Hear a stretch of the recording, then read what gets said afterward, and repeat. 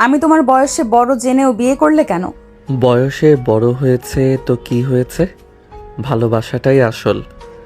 তোমাকে আমি ভালোবাসি, ভালোবেসেই সারা জীবন আগলে রাখবো। এত সহজ নয় আয়ান। যখন দেখবে তোমার থেকে আমি আগে বুড়ো হয়ে যাচ্ছি, বয়সের ছাপ তোমার আগে আমার মুখে দেখা দিয়েছে, শরীরের মেদ তোমার আগে আমার গায়ে জমেছে, তখন আর এই ভালোবাসা থাকবে না। আয়ান নদীর হাত ধরে বলল, ভরসা রাখো, কখনোই এমন কিছু আমাদের মধ্যে হবে না। 4 বছর বয়সের তফাৎটা কিন্তু খুব একটা কম নয় আয়ান। আমাদের নবীজি এবং ওনার প্রথম স্ত্রী খাদিজার মধ্যে আরও বেশি তফাৎ ছিল, কিন্তু তবুও তারা সুখে ছিলেন। ঘরে ফুলের মৃদু বাতাস, লাল হলুদ গোলাপি গোলাপ আর রজনীগন্ধায় সাজানো বাসর ঘর। বিছানার একপাশে কিছুটা দূরে গুছিয়ে বসে আছে নদী, তার পরনে হালকা বেনারসি, অন্যদিকে তার স্বামী আয়ান নীল পাঞ্জাবিতে শান্ত। নদী অপেক্ষা করছিল আয়ানের জন্য। তার মনে অনেক প্রশ্ন জমা হয়েছিল। আয়ান কেন তাকে বিয়ে করলো, তার উত্তর সে কোনোভাবেই মেলাতে পারেনি। তাই আয়ান ঘরে ঢুকতেই নদী প্রশ্নগুলো করে বসে। আয়ান মৃদু হেসে নদীর অস্বস্তি কাটাতে বলে, বাইরে প্রচুর শব্দ ছিল তাই না? আজ তো সবাই মনে হয় উৎসবের মেজাজে ছিল, এত আনন্দ, এত কোলাহল, আর এখন এই হঠাৎ নীরবতাটা। কেমন যেন মনে হচ্ছে আমরা দুজন কোনো এক নতুন জগতে চলে এসেছি। নতুন জগৎ তো বটেই, আর এই নীরবতাটা আসলে আমাদের নিজেদেরই তৈরি করা। একটা লম্বা দিনের পর কিছুটা স্বস্তি, আবার কিছুটা হয়তো দ্বিধা। দ্বিধা কি নিয়ে? যদি কিছু মনে না করো, আমরা কি একদম খোলাখুলি কথা বলতে পারি? বিয়ের পর তো স্বামী তার স্ত্রীর এবং স্ত্রী তার স্বামীর একমাত্র বন্ধু হয়, আর তুমি আর আমি তো আগে থেকে সামান্য হলেও পরিচিত ছিলাম। আমাদের মধ্যে কোনো দ্বিধা দ্বন্দ্ব থাকা উচিত নয়। আমি সেটাই চাইছিলাম আয়ান। দ্বিধাটা এই সম্পর্ক নিয়ে নয়, দ্বিধাটা হয়তো আমার নিজের ভেতরের কিছু জিনিস নিয়ে। তুমি তো জানো আমাদের সম্পর্কটা অন্যদের কাছে একটু অন্যরকম। তুমি আমার জুনিয়র, সকালে কেমন আর চোখে দেখছে আমাকে, এটা জানার পর থেকে। নদীর এই কথাই আয়ন নদীর দিকে সামান্য ঝুঁকে আন্তরিকতার সাথে বলল, প্লিজ ওই জুনিয়র সিনিয়র তকমাটা অন্তত আজকে রাতটার জন্য তুলে রাখো। তুমি নদী আর আমি আয়ান, দুজন প্রাপ্তবয়স্ক মানুষ যারা একে অপরকে বেছে নিয়েছে। যদি কোনো দ্বিধা থাকে সেটা বলতে পারো, আমি শুনতে প্রস্তুত। নদী কিছুটা ইতস্তত হয়ে বলল, আমার ভয় হয়, আমি তোমার সিনিয়র, 4 বছরের ব্যবধান, আমি যথেষ্ট ম্যাচিওর। তুমি এই সম্পর্কটাকে সব সময় স্বাভাবিকভাবে নিতে পারবে তো? যদি ভবিষ্যতে কখনো মনে হয় আমি তোমার মনের মতো নই। আমি যখন তোমাকে বিয়ের প্রস্তাব দিয়েছিলাম তখনই এই প্রশ্নগুলোর উত্তর আমি নিজেকে দিয়েছিলাম। তোমার সিনিয়র পরিচয়টা আমাকে তোমার প্রতি আরও শ্রদ্ধাশীল করেছে। এই 4 বছরের অভিজ্ঞতাই তোমাকে সেই মানুষটি বানিয়েছে যার প্রতি আমি আকৃষ্ট। যদি তুমি আমার মনের মতো না হতে, তাহলে এই ঘরে আমি থাকতাম না নদী। তুমি শুধু আমার মনের মতো নও, বরং তুমি আমার মনের মতন সবটুকু নিয়েই আমার জীবন সঙ্গী। নদীর চোখে স্বস্তির রেখা ফুটে উঠল। নদী বলল, তোমার কথাগুলো শুনে আমি সাহস পাচ্ছি। ধন্যবাদ আয়ান। আমার আসলে মনে হচ্ছিল আমি যেন কোনো পরীক্ষায় বসেছি, আর তুমি সেই পরীক্ষার একমাত্র পরীক্ষক। যদি পরীক্ষা হয়ও, তবে আমরা দুজনই পরীক্ষার্থী। আর ফল প্রকাশের আগে চলো একে অপরের সাথে একটু বন্ধুত্ব করি। তুমি আমার সবচেয়ে ভালো বন্ধু হতে পারবে কি? আমি চেষ্টা করব আয়ান, খুব মন দিয়ে চেষ্টা করব।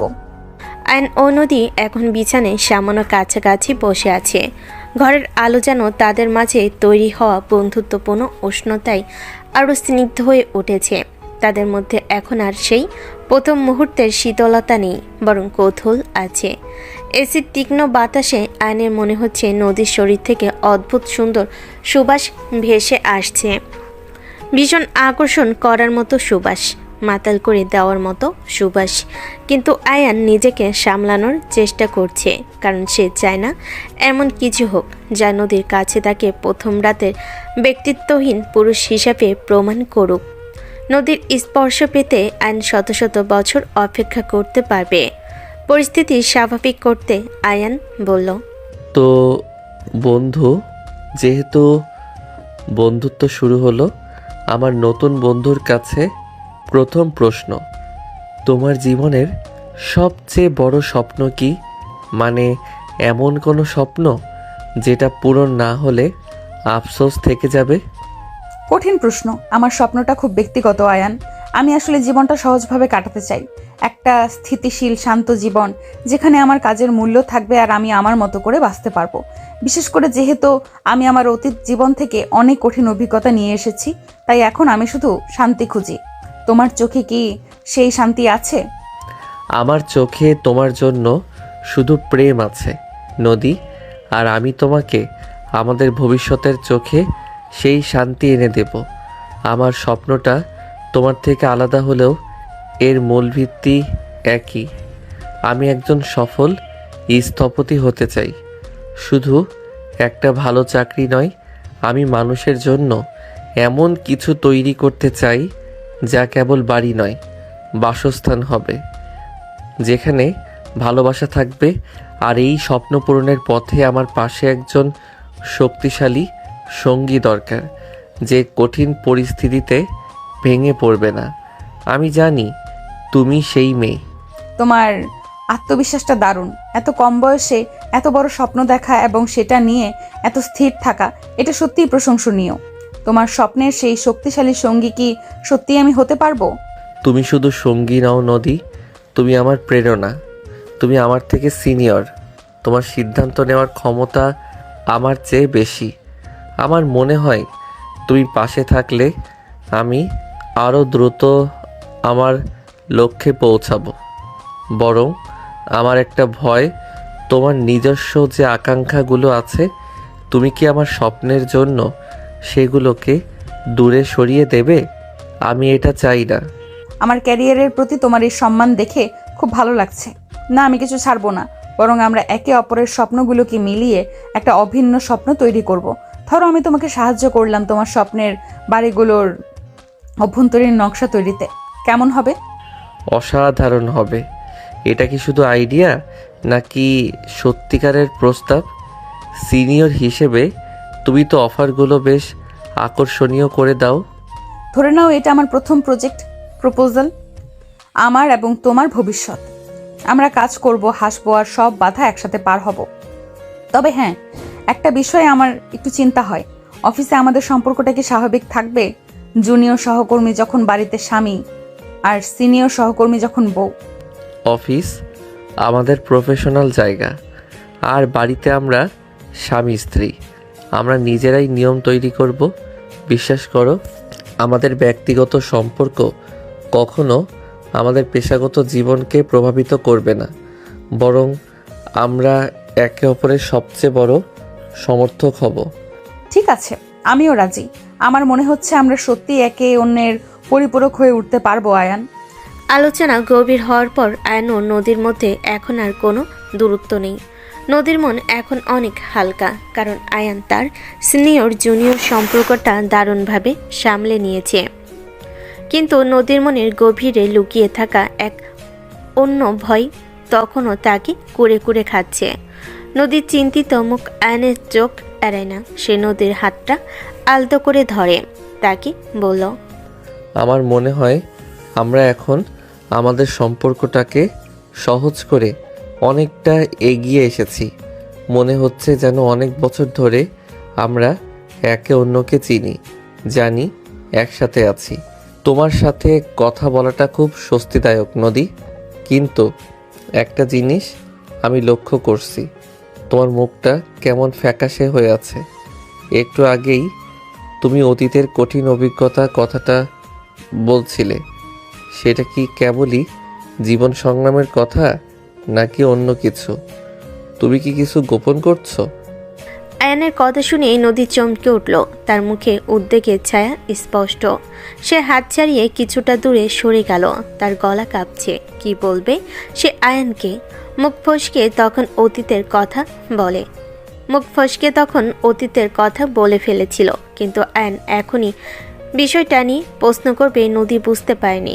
নদীর এভাবে আতঙ্কিত হয়ে ওঠা আয়ানের মনে ভয়ের সৃষ্টি করে। সে নদীর কাছে এসে আলতো করে জড়িয়ে ধরে বলল, ভয় পেও না নদী, আমি আর তুমি তো এক এক আত্মা, এক প্রাণ। তুমি যদি এভাবে ভয় পাও, আমারও যে ভয় হয়। তুমি আমাকে বলো, কি নিয়ে এত ভয় তোমার? কি এমন আছে তোমার অতীতে যা তোমাকে এখনো ভয় দেখায়? বিশ্বাস করো আমাকে, আমি সব ঠিক করে দেব। তুমি শুধু একবার আমাকে সব খুলে বলো। নদীর গাল বেয়ে চোখে জল গড়িয়ে পড়ছে। সে বুঝতে পারছে না আয়নকে সব বলা ঠিক হবে কিনা। তার নীরবতায় আয়ন আবার বলল, প্লিজ নদী, চুপ করে থেকো না। আমি সব সময় তোমার ছায়া হয়ে তোমার পাশে পাশে থাকবো। কোনো অশুভ কিছুকে তোমার ছায়াতেও ঘেঁষতে দেব না। তুমি শুধু আমাকে একবার সব খুলে বলো, ভয় পেও না। আমি জানি আমার বলা উচিত, কিন্তু ভয় হচ্ছে আয়ান, খুব ভয় হচ্ছে। আমি ভেবেছিলাম সব ভুলে নতুন করে শুরু করতে পারবো, কিন্তু নদী, তুমি আমার জীবন সঙ্গী। আমাদের জীবন এখন একটাই, ভয় পাওয়ার কিছু নেই। তুমি আমাকে বিশ্বাস করেছো বলেই তো এই ঘরে এসেছো। তুমি যদি না চাও তো আমাকে কিছু বলতে হবে না। কিন্তু যদি এই ভয়টা আমাদের ভবিষ্যৎকে প্রভাবিত করে, তখন হয়তো আমি তোমার পাশে থাকতে পারবো না। তবে যদি তুমি বলো, তবে আমি সব মেনে নিতে প্রস্তুত। ঠিক আছে, আমি বলবো, কিন্তু তুমি রেগে যেও না প্লিজ। তুমি রেগে গেলে আমি হয়তো মরেই যাব। আমি আর নিজেকে সামলাতে পারবো না। আমার মনে হয় না কোনো স্বামী এমন গল্প শুনে শান্ত থাকতে পারবে। আমি তোমার স্বামী হিসেবে শুনছি না, শুনছি তোমার বন্ধু হিসেবে। নিঃসংকোচে বলো। আমার জীবনে এক সময় একজন মানুষ এসেছিল, নাম ছিল অর্ণব। সে আমার সহপাঠী ছিল, পরে এক কোম্পানিতে কাজও করত। আমি তাকে খুব বিশ্বাস করেছিলাম, অন্ধের মতো বিশ্বাস। সে নিজেকে খুব ভালো মানুষ হিসেবে দেখাতো। আমাদের সম্পর্কটা খুব গভীর ছিল। স্বাভাবিক, একটা সম্পর্ক তো হতেই পারে, এতে তো গোপন করার কিছু নেই। আছে, কারণ আমি তাকে এতটাই বিশ্বাস করেছিলাম যে আমার ব্যক্তিগত কিছু ছবি এবং তথ্য আমি তার কাছে দিয়েছিলাম। এটা ছিল ভুল, মারাত্মক ভুল। আমি তখন বুঝতে পারিনি যে সম্পর্কটা ভাঙলে মানুষ এতটা নিচে নামতে পারে। কথাগুলো বলতে বলতে নদী কান্নায় ভেঙে পড়ল। আয়ন নিঃশব্দে অপেক্ষা করলো, কোনো মন্তব্য করলো না। কারণ নদীর কথা এখনো শেষ হয়নি। নদীর কথা শেষ হলেই কেবল বোঝা যাবে কি ঘটেছে। আয়ন অপেক্ষা করতে থাকলো বাকি কথাগুলো শোনার জন্য। 1 বছর আগে যখন আমাদের সম্পর্কটা ভেঙে যায়, তখন সে খুবই গোলমেলে জড়ানো একটা ছেলে ছিল। প্রচুর মিথ্যে বলতো। আমি ছাড়াও তার আরও অনেক মেয়ের সাথে সম্পর্ক ছিল, যা আমি জানতাম না। তখন আমি তার সাথে সব সম্পর্ক শেষ করে দেই, কারণ এমন বিকৃত মস্তিষ্কের মানুষের সাথে আর যাই হোক সারা জীবন থাকা যায় না। আর তখনই সে তার আসল রূপ দেখালো। সে তখন থেকে আমাকে ব্ল্যাকমেল করতে শুরু করে। আয়ন এবার সোজা হয়ে বসলো। তার মুখে এবার চিন্তার ছাপ স্পষ্ট। ব্ল্যাকমেইল? কি চাইতো সে? প্রথমে টাকা, প্রচুর টাকা। তার কিছু দেনা হয়েছিল, সেগুলো শোধ করতে চাইতো। আমি কিছু দিয়েছিলামও, কিন্তু এরপর তার লোভ বেড়ে যায়। সে আমাকে হুমকি দিতে শুরু করে। যদি আমি তার কথা মতো না চলি, তাহলে সে সেই ছবিগুলো আর ব্যক্তিগত মেসেজগুলো সোশ্যাল মিডিয়ায় ছড়িয়ে দিবে। কথাগুলো শুনে আয়নের মাথায় রক্ত উঠে গেল। রাগে লাল হয়ে যেতে শুরু করলো তার চোখ। তবু সে শান্ত স্বরে নদীকে বলল, আর তুমি এত বড় একটা বিষয় এতদিন একা সামলেছ, পুলিশকে কেন জানাওনি? বিয়ের আগেও কি সে তোমাকে কোনোভাবে বিরক্ত করেছিল? হ্যাঁ, আজও সকালবেলায় এই অনুষ্ঠানের মাঝেও একটা টেক্সট এসেছিল। সেখানে সে লিখেছে, বিয়ে করেছিস ভালো, এবার তোর স্বামীর কাছেও সব পৌঁছে দিব, যদি না কাল সকালের মধ্যে আরও বেশি টাকা দিস। এই কারণেই আমার মনে এত ভয় আয়ান। এই কারণেই আমি তোমার দিকে তাকিয়ে দ্বিধা অনুভব করছিলাম। আমি তোমার জীবনকে অন্ধকারে ঠেলে দিচ্ছি না তো? নদী কান্না থামাতে পারল না। আয়ন স্থির রইল, কিন্তু তার চোখের ভাষা মুহূর্তেই পাল্টে গেল। সহানুভূতি এবার ক্রোধ ও দৃঢ়তায় মিশে গেল। সে নদীর কাঁধে হাত রেখে বলল, শান্ত হও নদী, শান্ত হও। আমি তোমার স্বামী, আর সবচেয়ে বড় কথা আমি তোমার বন্ধুও। এই মুহূর্তে তুমি যা করতে তা হলো আমার উপর বিশ্বাস রাখা, আর এই বিশ্বাসকে আমি কখনো ভাঙতে দেব না। আয়ন কয়েক মুহূর্ত চুপ থেকে কিছু একটা ভাবল, তারপর নদীকে বলল, তুমি ওই বদমাইশকে আর কোনো টাকা দেবে না। কোনো ব্ল্যাকমেইলারের কাছে অবশ্যই আমরা আত্মসমর্পণ করব না। তুমি এই ব্যাপারটা একা সামলাতে পারোনি, কারণ এটা একা সামলানোর মতো সমস্যা নয়। এটা একটা অপরাধ, আর একজন অপরাধীর জায়গা তোমার জীবনে নয়, তার জায়গা হবে আইনের হেফাজতে। তুমি কি করতে চাও? ওর যেখানে জায়গা সেখানে পাঠাতে চাই। মানে হলো পুলিশে খবর দেব আর ওকে জেলে পাঠাবো। পুলিশ? কিন্তু পুলিশকে জানালে যদি সত্যি সে ছবিগুলো ছড়িয়ে দেয়, আমি সমাজের কাছে মুখ দেখাতে পারবো না আয়ান। আমাদের অফিস কলিগরা জেনে যাবে, তোমার পরিবার, আমার পরিবার, সবাই জেনে যাবে। আমি কোথাও মুখ দেখাতে পারবো না। আমি থাকতে এটা হবে না নদী, বিশ্বাস করো। আমার একটা পরিকল্পনা আছে, তুমি শুধু আমার উপর ভরসা রাখো। মনে করো আমাদের জীবনের প্রথম একটা কঠিন চ্যালেঞ্জ এসেছে, আর আমরা দুজন মিলে সেটাকে পার করব। তুমি কেবল আমাকে বলো, তোমার কাছে কি তার কোনো সাম্প্রতিক টেক্সট মেসেজ, কল রেকর্ড বা এমন কিছু আছে? আমরা কাল সকাল থেকে কাজ শুরু করব। নদীর মন থেকে বিশাল একটা ভার নেমে গেল। আয়নের এই সাহস, ক্রোধের বদলে তার স্থির সংকল্প নদীকে নতুন করে বাঁচতে শেখালো। সে আজকে সকালে যে মেসেজটা করেছিল সেটা ডিলিট করেনি, সেটা আমার ফোনে আছে। বেশ, তাহলে কাজটা সহজ হবে। আজকে রাতটা তুমি শান্তিতে ঘুমাও, কাল সকাল থেকে আমি দায়িত্ব নিচ্ছি। আমরা দুজন মিলে এই অতীতের কালো অধ্যায়কে চিরতরে কবর দেব। রাত প্রায় ৩টা। নদী ঘুমিয়ে পড়েছে, কিন্তু আয়নের চোখে ঘুম নেই। সে বিছানায় পিঠ ঠেকিয়ে চুপচাপ বসে আছে। বাৎসর রাতের সমস্ত আনন্দ মুছে গিয়ে তার মনে এখন কেবলই ব্ল্যাকমেলার অর্ণবের প্রতি চরম ঘৃণা আর নদীকে রক্ষা করার সংকল্প।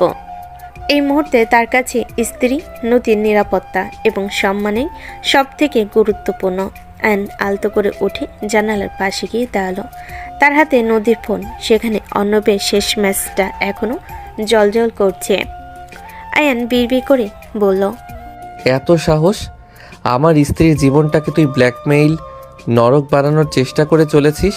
তোকে আমি ছাড়বো না অর্ণব, তোর শেষ দেখে ছাড়বো আমি। তুই তৈরি থাক। আয়ান কিছুক্ষণ চিন্তা করে। পুলিশের জানানো সহজ, কিন্তু দ্রুত অ্যাকশনের দরকার। তার এক কলেজ বন্ধু রাফি বর্তমানে সাইবার ক্রাইম ইউনিটে কাজ করে। আয়ন নদীর ফোনটা রেখে নিজের ফোনটা হাতে নিল। এত রাতে রাফিকে ফোন দেওয়া ঠিক হবে না, তাই সে একটি বিস্তারিত মেসেজ লিখল। রাফি, খুব জরুরি, ব্যক্তিগত এবং অত্যন্ত সংবেদনশীল পারিবারিক সমস্যা। তোর সাইবার ক্রাইম ইউনিটের সাহায্য দরকার। সকালে প্রথমে সুযোগ বুঝে ফোন করিস। আমার স্ত্রীর প্রাক্তন প্রেমিক ব্ল্যাকমেইল করছে, ব্যক্তিগত ছবি দিয়ে হুমকি দিচ্ছে। আইনি ব্যবস্থার আগে তাকে হাতে নাতে ধরতে হবে এবং ডিভাইস উদ্ধার করতে হবে। তোর অ্যাডভাইস ও সাহায্য ছাড়া সম্ভব নয়। দ্রুত উত্তর দিস। মেসেজটা পাঠিয়ে ফোন রেখে আয়ন আবার বিছানায় ফিরল। দেখল নদী গভীর ঘুমে আচ্ছন্ন, কিন্তু তার মুখে এখনো সেই উদ্বেগের ছাপ। আয়ন আলতো করে নদীর কপালে চুমু খেলো।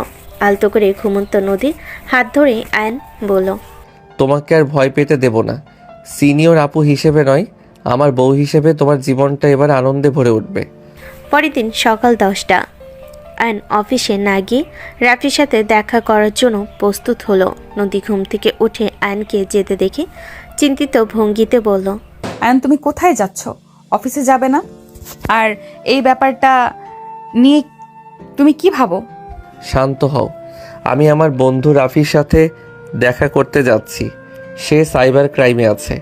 আমি ওর সাথে আলোচনা করে একটা সমাধান বের করব। আমরা কোনো ভুল পদক্ষেপ নেব না। তুমি শুধু একটা কাজ করো, তুমি অর্ণবকে ফোন বা টেক্সটে কোনো উত্তর দেবে না। যতক্ষণ না আমি নির্দেশ দেই। সব দায়িত্ব এখন আমার। তুমি শুধু বাড়িতে শান্ত থাকো। আর এই ব্যাপারটা নিয়ে কি তুমি সাবধানে থেকো। আমার কেন যেন মনে হচ্ছে তুমি এই ব্যাপারে জড়িয়ে গেলে ওর মতো শয়তান ছেলে তোমাকে বিপদে ফেলবে। তোমার জুনিয়র অফিসারকে বিপদে ফেলা এত সহজ নয় সিনিয়র। আমি সব দিক গুছিয়ে তবেই যাব। তুমি শুধু আমাকে বিশ্বাস করো। নদীর থেকে বিদায় নিয়ে আয়ন রাফির সাথে দেখা করতে গেল। রাফি সব শুনে একটি কার্যকর ফাঁদ পাতার পরিকল্পনা করলো। সে বলল, অর্ণবের মতো বদ লোকদের কাজই হলো মেয়েদেরকে ট্রামে ফেলা। নদীর সাথে সে একই কাজ করেছে। ওকে এখনই দমাতেই হবে, কারণ এটাকে হয়তো সে নিজের পেশা হিসাবে নিয়ে বসেছে। এখন তাহলে কি করতে হবে? তোকে টাকার পরিমাণটা আরও বাড়াতে হবে। তাকে বোঝাতে হবে তুই তার দাবি মেনে নিয়েছিস। তোকে এমন একটা জায়গা বেছে নিতে হবে যেখানে সিসিটিভি ক্যামেরা নেই, কিন্তু আমাদের লোক পৌঁছানো সহজ। তাকে শুধু ডিভাইসটি হাতে নিতে দেখলেই আমরা অ্যাকশন নেব। আমি নিজে গিয়ে টাকা দেব? এটা কি বেশি ঝুঁকিপূর্ণ হয়ে যাবে না? একদম। তাই আমরা একটি ব্যাগ সাজাবো, তার মধ্যে আসল টাকার চেয়ে বেশি থাকবে কাগজ। আসল টাকা থাকবে খুবই কম। আর আমরা তোর শরীরে একটি ছোট recording plus location detect device set করে দিব। এতে সহজেই তোর লোকেশনও জানতে পারবো আর কথাও শুনতে পারবো। বিকাল 5টা। রাফির নির্দেশনা মতো আয়ন একটি জনমানবহীন কিন্তু সহজে প্রবেশযোগ্য পার্কে অর্ণবের জন্য অপেক্ষা করছে। নদী দূরে একটি গাড়িতে রাফির লোকজনের সাথে অপেক্ষা করছে। নদী ক্রমাগত কাঁপছে। কিছুক্ষণ পর অর্ণব পার্কে এসে উপস্থিত হয়। সে ঠাট্টার স্বরে বলল, বাহ, নতুন জামাই স্বয়ং টাকা দিতে এসেছে। ভাবিনি তুই এত বোকা। তোর বউ তোকে সব বলেছে? আমার স্ত্রীকে বিরক্ত করছিস আর আমি চুপ করে থাকবো? কত টাকা চাস বল? দ্রুত ব্যাপারটা শেষ কর। আমার স্ত্রীর সম্মান আমার কাছে তোর চেয়ে অনেক বেশি দামি। বেশ, শেষবারে চেয়েছিলাম 15 লাখ। এখন যেহেতু বিয়ে করেছিস দাম বেড়েছে, 20 লাখ চাই। আর সব ছবি ভিডিও মেসেজ আমার এই ল্যাপটপে আছে। টাকা দিলেই পিনকোড দিয়ে দিব। ব্যাগটা দেখ, 20 লাখ আছে, কিন্তু আগে আমাকে নিশ্চিত করতে হবে যে তোর কাছে আর কোনো কপি নেই। এই ল্যাপটপটা আমার হাতে দিবি, আমি চেক করব। ক্যান্ডি, তুই কি সাইবার এক্সপার্ট হয়ে গেলি? আগে টাকা দে। টাকা তুই পাবি, কিন্তু আগে ল্যাপটপটা দে। এটা আমার স্ত্রীর জীবন মরণ প্রশ্ন। আমি কোনো ঝুঁকি নেব না। এই নে তোর টাকা। কথাটা বলেই আয়ন টাকার ব্যাগটা অর্ণবের দিকে দিয়ে দিল। অর্ণব লোভী কুকুরের মতো ব্যাগটা টেনে নেয়, কিন্তু তার নজর ল্যাপটপের দিকে। সে ভাবল, টাকা যখন হাতে এসে গেছে, ল্যাপটপ দিলে ক্ষতি কি? সে সামান্য ঝুঁকে নিয়ে ল্যাপটপটি আয়নের হাতে দিয়ে বলল, উড হলো 45। টাকাটা আমি গুনে নিচ্ছি। ঠিক তখনই পার্কের চারপাশ থেকে রাফি ও তার পোশাকবিহীন সহকর্মীরা ছুটে আসে। হাত তোল, সাইবার ক্রাইম ইউনিট। অর্ণব হতভম্ব হয়ে গেল। সে টাকার ব্যাগ ফেলে পালাতে চেষ্টা করলো, কিন্তু রাফির লোকেরা তাকে ধরে ফেলে। অর্ণব চিৎকার করতে শুরু করলো, এটা কি হচ্ছে? আমি কিচ্ছু করিনি। আমার স্ত্রীকে ব্ল্যাকমেইল করার ফল এটা। তোর জায়গা সমাজের বাইরে। অর্ণব, তুই এখন প্রমাণ সহ ধরা পড়েছিস। অ্যান্ড ল্যাপটপটি শক্ত করে ধরলো। তার চোখ এখন কেবল নদী খোঁজে। নদী দূরে গাড়িতে বসে পুরো ঘটনা দেখল। আয়ন যখন অর্ণবের হাত থেকে ল্যাপটপটি কেড়ে নিল, তখন নদী কেঁদে ফেল। এটা তার মুক্তির কান্না। আয়ন দ্রুত গাড়ির কাছে এলো, ল্যাপটপটি নদীর হাতে দিল। সব শেষ নদী। তোমার ভয় আর অতীত দুটোই এখন আমার হাতে। এই ল্যাপটপের সমস্ত ডেটা এখন ফরেনসিক পরীক্ষা হবে এবং তারপর চিরতরে মুছে ফেলা হবে। অর্ণব পুলিশের হেফাজতে গেছে। নদী আয়নের হাত শক্ত করে ধরে বলল, তুমি শুধু আমার জুনিয়র ছিলে না আয়ান, তুমি আমার রক্ষাকর্তা। আমি বিশ্বাস করতে পারিনি যে তুমি এত অল্প সময়ে এটা করতে পারবে। সিনিয়র আপুকে রক্ষা করা তো জুনিয়র অফিসারের প্রথম ডিউটি নয় কি? চলো বাড়ি চলো। আজ থেকে তোমার জীবনে আর কোনো ভয় নেই। আয়ন যখন নদীকে নিয়ে পার্ক থেকে বাড়ি পথে ফিরছে, নদীর মুখে স্বস্তির ছায়া। নদীর মুখে এখন আর ভয় নয়, মুক্তি এবং কৃতজ্ঞতার ছাপ। আয়ন ড্রাইভ করতে করতে আনমনে হাসে। এই হাসি তার পুরনো স্মৃতি মনে করিয়ে দেয়, যেদিন প্রথম সে নদীকে দেখেছিল। সেই শুরুর দিনে, যেখানে নদী ছিল শুধু তার সিনিয়র কলিগ। আয়ন তখন একটি মাল্টিন্যাশনাল কোম্পানিতে যোগ দিয়েছে। নদী তখন সেখানকার সবচেয়ে দক্ষ এবং বিনয়ী সিনিয়র অফিসার। প্রথম দেখাতেই আয়ন তার প্রেমে পড়ে। নদীর প্রতিটি মুভমেন্ট আয়ন নজর রাখত। একদিন ক্যান্টিনে নদী তার টিমের কিছু জুনিয়রের সাথে দুপুরে খাবার খাচ্ছে। আয়ন দূর থেকে দেখে মুগ্ধ হয়ে তাকে দেখছে। আয়নের পাশে বসেছিল আরেক কলিগ রিয়াদ। আয়ন আনমনে বলে ওঠে, নদী আপু কি অসম্ভব সুন্দর আর শান্ত, ভদ্রতার সাথে করে কথা বলেন সব সময়। অফিসের এত চাপের মধ্যেও উনি কখনো মেজাজ হারান না, সব জুনিয়রকে এমন আপন করে নেন। হ্যাঁ নদী আপু তো এমনই, তাকে সবাই শ্রদ্ধা করে। তবে প্রেমে পড়ার চিন্তা করিস না, তিনি আমাদের চেয়েও 4 বছরের সিনিয়র। শুধু আপু বললেই ডাকবি। তাছাড়া তার জীবনে কঠিন একটা অতীত গেছে শুনেছি। সিনিয়র তাতে কি, ভালোবাসা কি বয়স দেখে হয়? বরং এই ম্যাচুরিটি তো আকর্ষণ করছে। উনি যেভাবে কাজগুলো সামলান তাতে একটা অদ্ভুত কোমলতা আছে। এরই কয়েকদিন পরের ঘটনা।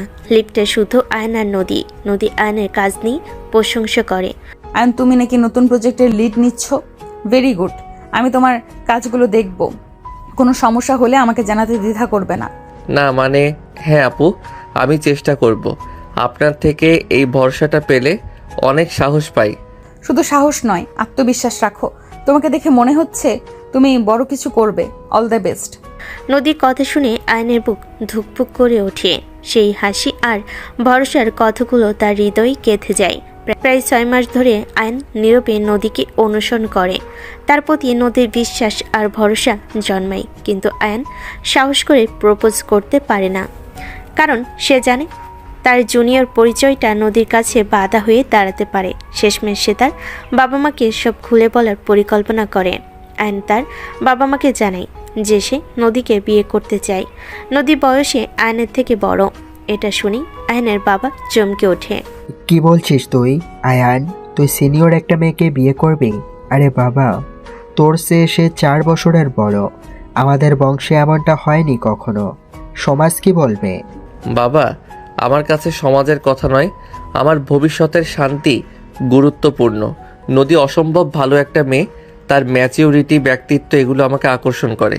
সে আমার থেকে 4 বছরের সিনিয়র, কিন্তু এই 4 বছরের অভিজ্ঞতা তাকে আরও বেশি সহনশীল করেছে। তোর তো অনেক জুনিয়র মেয়ে পছন্দ করার সুযোগ ছিল, কেন তুই নিজেকে এতটা চ্যালেঞ্জের মুখে ফেলছিস? তোর সাথে তার বোঝাপড়া হবে তো? মা, ওর সাথে বোঝাপড়াটা আমি তৈরি করব। আমি তাকে ভালোবাসি, আর সবচেয়ে বড় কথা, আমি তাকে শ্রদ্ধা করি। আমি জানি নদীকে বিয়ে করলে আমার জীবনটা স্থির হবে। তোমরা শুধু একবার আমার কথাটা ভাবুন। আমি তাকে স্ত্রীর মর্যাদা দিতে তৈরি। তার বয়সের কোনো প্রশ্নই আমার কাছে নেই। আমার সিদ্ধান্তে আমি অটল। বিয়ে যদি করতে হয় তাহলে আমি নদীকেই বিয়ে করব। আয়নের চোখে দৃঢ়তা দেখে বাবা মা শেষমেশ রাজি হন। ঠিক আছে, তোর যখন এতই আত্মবিশ্বাস, তখন আমরা মেনে নিলাম। তোর খুশিটাই আমাদের কাছে শেষ কথা। আমরা কালই তার বাড়িতে প্রস্তাব পাঠাচ্ছি। আয়নের বাবা মা নদীর বাড়িতে প্রস্তাব নিয়ে যান। নদীর পরিবার প্রথমে ইতস্তত করল আয়নের বংশমর্যাদা, তার চাকরি এবং নদীর প্রতি তার অটল বিশ্বাস দেখে তারা রাজি হয়। কিন্তু নদী যখন জানতে পেরেছে আয়নের পরিবার তাদের মেয়ের জন্য বিয়ের প্রস্তাব এনেছে, সে কিছুতেই রাজি হতে চায় না। নদী উত্তেজিত হয়ে বলল, অসম্ভব। তোমরা কি বলছো বাবা? তোমরা জানো আয়ান আমার জুনিয়র, আমার অফিসের কলিগ। অফিসে সারাদিন আপু আপু করে, সিনিয়র হিসেবে ভরসা করে, সম্মান করে, কিন্তু স্বামী হিসেবে তাকে মেনে নেওয়া সম্ভব নয়। এটা হতেই পারে না। কেন হতে পারে না নদী? আয়ান তো খুব ভালো ছেলে, ভালো বংশ, ভালো চাকরি, দেখতেও সুন্দর, শান্ত, ভদ্র। বয়সে সামান্য ছোট হলে কি আসে যায়? সামান্য ছোট নয় মা, 4 বছরের ছোট। তাছাড়া অফিসের একজন সহকর্মীকে বিয়ে করে আমি সেখানে মুখ দেখাবো কিভাবে? আর আমার তো বয়স বাড়ছে। আমার জীবনের অভিজ্ঞতা আয়ন কি সেটা বুঝতে পারবে? শোন নদী, তোর বয়স তো 32। তোর প্রাক্তন কতটা খারাপ ছিল তা আমরা জানি। ওই বাজে ছেলের সাথে কতটা বাজে সময় তুই পার করছিস তাও আমরা বুঝি। এখন তোর জীবনে একটু স্থিতিশীলতার দরকার। আয়ান, তার পরিবার আর তোর প্রতি অবস্থা, এগুলো দেখে আমরা প্রস্তাব গ্রহণ করছি। আয়ান যদি তোর সিনিয়র জুনিয়র পরিচয়ে কোনো সমস্যা না দেখে তাহলে তুই কেন দেখছিস? কিন্তু বাবা আমি তুই নিজেই বল, আয়ান কি খারাপ ছেলে? ওর চেয়ে ভালো ছেলে তোর জন্য আসবে, তুই কি নিশ্চিত? আমরা তোর উপরে কোনো চাপ দিচ্ছি না, শুধু ভাব তোর এই না বলার কারণটা কি কেবলই সমাজের ভয়, নাকি তোর মনে আয়ানের প্রতি কোনো ঘৃণা আছে? নেই তো, তাহলে কেন তোর জীবনটাকে জটিল করছিস? আমরা তোর ভালো চাই। বাবা মেয়ের জেদ আর যুক্তির কাছে হার মেনে নদী দীর্ঘশ্বাস ফেলে। বাবা মেয়ের কথা ভেবে এবং আয়নের ভালো দিকগুলো ভেবে সে শেষমেশ রাজি হয়ে যায়। ক্লান্ত স্বরে বলল, ঠিক আছে, তোমরা যখন বলছো তখন আমি রাজি। শুধু আশা করি আমার এই সিদ্ধান্ত যেন ভুল না হয়। পেছনে সেই কথাগুলো মনে করে আয়ন মৃদু হাসে। এইসব কিছুর বিনিময়ে আজ নদী তার পাশে নিরাপদে। রাত কেটেছে স্বস্তিতে, ব্ল্যাকমেইলার অর্ণব পুলিশের হাতে, আর নদীর মন থেকে বিশাল একটা ভার নেমে গেছে। ভোরের আলোয় নদীর যখন ঘুম ভাঙল, সে দেখল আয়ন তার দিকে তাকিয়ে হাসছে। নদী ভীষণ লজ্জা পেল, তারপর বলল, এমন করে তাকিয়ে আছো কেন? নতুন বউ দেখছো?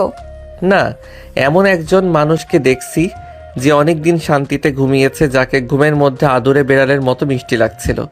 আর সবচেয়ে বড় কথা, সে আমার পাশে আছে। তোমার মুখের দিকে তাকালে এখন আর সেই ভয়টা দেখি না নদী, শুধু প্রশান্তি দেখি। তুমি না থাকলে হয়তো সেই শান্তিটা কখনোই আসতো না আয়ান। তুমি সত্যিই প্রমাণ করে দিলে যে তুমি আমার চেয়ে কম বয়সের হলেও আমার চেয়ে অনেক বেশি পরিণত। চলো এবার জুনিয়র অফিসারকে তার সিনিয়র আপুর জন্য একটা চা বানিয়ে আনতে দাও, তারপর আমরা নিচে যাব। আজ থেকে নতুন একটা অধ্যায় শুরু। নদী ও আয়ান নিচে নামলো। নতুন বউ হিসাবে নদীকে আজ শ্বশুরবাড়ির সবার সামনে যেতে হবে। পরিবেশটা স্বাভাবিক, কিন্তু কিছু প্রথাগত চাপ সেখানে বিদ্যমান। আয়নের মা রেহেনা বেগম এবং তার দুই ফুপু উপস্থিত। নদী নদ হয়ে শ্বশুর শাশুড়িকে প্রণাম করলো, সবে আশীর্বাদ করলো। তবে পরিবেশটা একটু দ্রুতই প্রথাগত আলোচনার দিকে মন নিল। আয়নের ফুপু নদীকে উদ্দেশ্য করে গম্ভীর স্বরে বলল, শোনো নদী, তুমি তো খুব নামি অফিসে কাজ করো, খুব ভালো কথা, কিন্তু এখন তো বিয়ে হয়ে গেল, এখন তো সাংসারিক দিকটাও দেখতে হবে। আমাদের বংশের বউরা সাধারণত ঘরটাকেই দেখে আগে। নদী কিছুটা অপ্রস্তুত হয়ে গেল। আইন দ্রুত পরিস্থিতি সামাল দিতে চাইল। ফুপু, নদীকে নিয়ে এসব এখন কেন? এখনও তো ও নতুন বউ, আর ওর কাজটা ওর প্যাশন। ও কাজ করুক আর ঘর সামলাক, সব কিছুতেই আমি ওকে সাপোর্ট করব। আয়ান, তুমি থামো, ওরা ভুল কিছু বলেনি। নদী, তুমি তো জানোই আমরা একটু ট্র্যাডিশনাল, তবে হ্যাঁ, তুমি কাজের ক্ষেত্রেও খুব দক্ষ, সেটা আমরা জানি। কিন্তু এখন সংসারটাকে আগে দেখতে হবে। বিশেষ করে তোমাদের বাচ্চার পরিকল্পনাটা কখন করছো? বয়স তো আর কম নয়, বুঝতেই পারছো। নদীর মুখে এবার স্পষ্ট অস্বস্তি দেখা দিল। অ্যান এবার কিছুটা বিরক্ত হলো। মা প্লিজ, এটা আমাদের একান্ত ব্যক্তিগত ব্যাপার, আর নদীর বয়স নিয়ে তোমাদের কোনো চিন্তা করতে হবে না। আমরা দুজনেই প্রাপ্তবয়স্ক, কখন কি করব সেই সিদ্ধান্ত আমরা দুজনেই নেব। তুমি এখন ওকে নাস্তাটা দাও। নদী আয়নের হাতটা চেপে ধরল, তাকে থামানোর জন্য। সে নিজের পরিস্থিতি সামলাতে চাইল। মিষ্টি হেসে নদী বলল, শাশুড়ি মা, আপনারা ঠিকই বলেছেন, নতুন জীবনে নতুন দায়িত্ব তো থাকবেই। আমি সংসার আর কাজ দুটোই সামলে নিব, আপনারা চিন্তা করবেন না। আর বাচ্চার ব্যাপারটা আমরা অবশ্যই খুব তাড়াতাড়ি ভালো খবর জানাবো, আপনাদের দোয়া চাই। নদীর এই পরিপক্ক উত্তর শুনে সবাই চুপ করলো। তারা বুঝতে পারল নদী শুধুমাত্র একজন দক্ষ অফিসারই নয়, একজন বুদ্ধিমান মানুষও। সবার চোখে জলদি সন্তান নেওয়ার চাপ এবং কাজের ভার কমানোর ইঙ্গিতটা নদীকে কিছুটা অস্বস্তিকর করে তুলেছে। দুপুরে খাবারের পর আয়ন ও নদী তাদের ঘরে ফিরে এলো।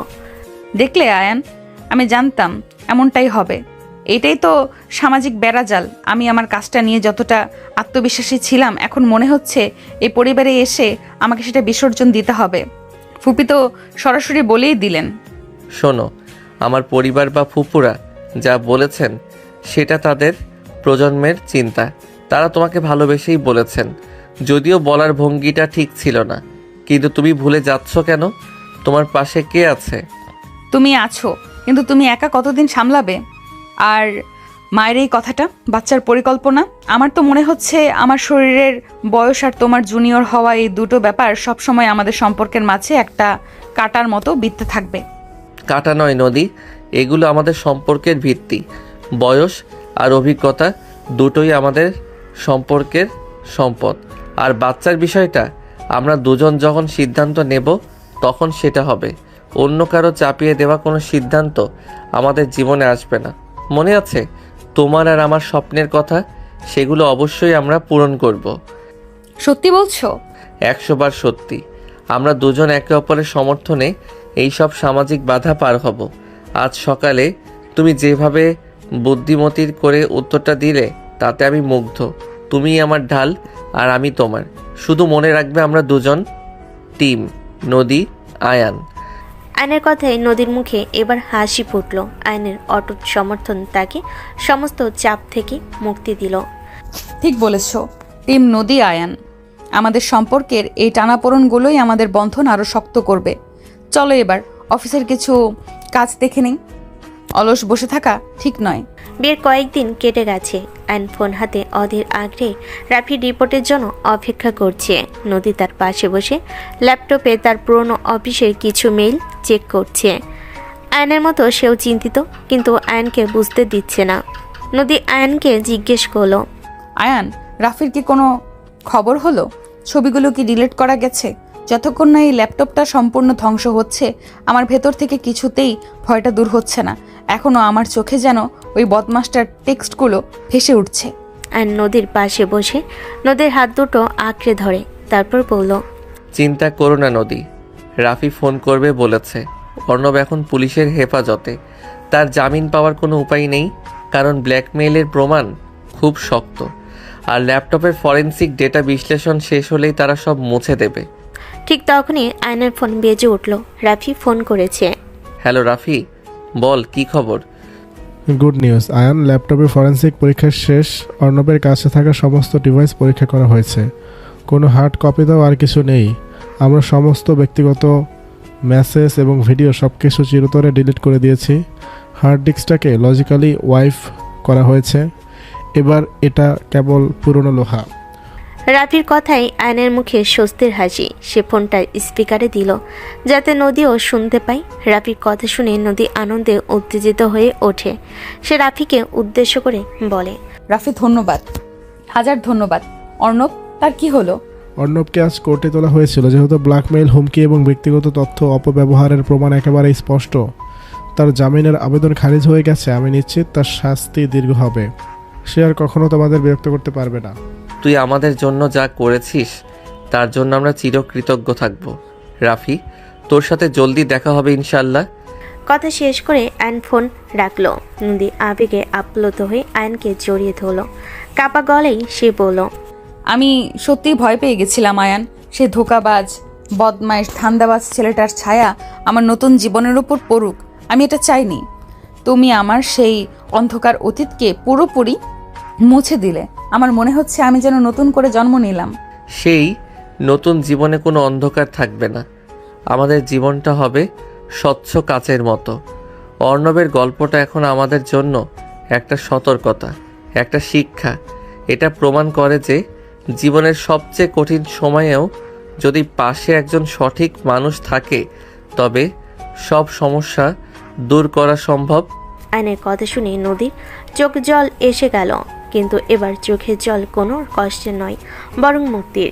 নদী আয়নকে বলল, আমি আজ বুঝতে পারছি আমার মা বাবা কেন তোমার সাথে আমাকে বিয়ে দিতে এত জোর করেছিলেন। তুমি শুধু একজন স্বামী নও, তুমি আমার জীবনের নিরাপত্তা। আর তুমি আমার জীবনের সবচেয়ে বড় অনুপ্রেরণা। আমার মিষ্টি সিনিয়র বউ। এখন থেকে অতীত পুরোপুরি বন্ধ। চলো এইবার আমাদের ভবিষ্যৎ নিয়ে কথা বলি। আমার একটা দারুণ আইডিয়া আছে তোমার সাথে আমার ক্যারিয়ারের স্বপ্ন মেলানোর। অর্ণবের সমস্যার নিষ্পত্তি হওয়ার পর নদী ও আয়ন তাদের বিয়ের পরের রোমান্টিক সুন্দর মুহূর্তগুলো কাটাতে ব্যস্ত। তাদের জীবন এখন শান্ত এবং আনন্দময়। হঠাৎ জরুরিভাবে আইন ও স্থাপত্য বিষয়ক একটি গুরুত্বপূর্ণ মিটিংয়ের জন্য অফিসের কাছে একটি জায়গায় যাচ্ছিল। দুপুর গড়িয়ে বিকেল আয়ন একটি ক্যাবে করে মিটিংয়ে যাচ্ছিল। হঠাৎ বৃষ্টি শুরু হলো আর রাস্তার মোড়ে এক বেপরোয়া বাইক চালকের ভুলে ক্যাবের সাথে একটি মালবাহী ট্রাকের সংঘর্ষ ঘটে। এতে আয়ন মারাত্মকভাবে আহত হয়। এদিকে নদী তখন বাড়িতে তার বাবা মার সাথে ফোনে কথা বলছিল। হঠাৎ তার ফোন বেজে উঠল। ওপাশ থেকে আয়নের অফিসের এক সহকর্মী আতঙ্কিত স্বরে খবরটি দিল নদীকে। নদী আপু, খুব খারাপ খবর। আয়ানের অ্যাক্সিডেন্ট হয়েছে, গুরুতর আঘাত। তাড়াতাড়ি সিটি হাসপাতালে চলে আসুন। নদীর হাত থেকে ফোন পড়ে গেল। তার পৃথিবী যেন এক মুহূর্তে থমকে গেল। সে দ্রুত হাসপাতালে পৌঁছালো। যেতে সবাইকে ফোন করে আয়নের অ্যাক্সিডেন্টের কথা জানালো। নদী হাসপাতালে পৌঁছে দেখলো আয়নকে দ্রুত অপারেশন থিয়েটারে নেওয়া হচ্ছে।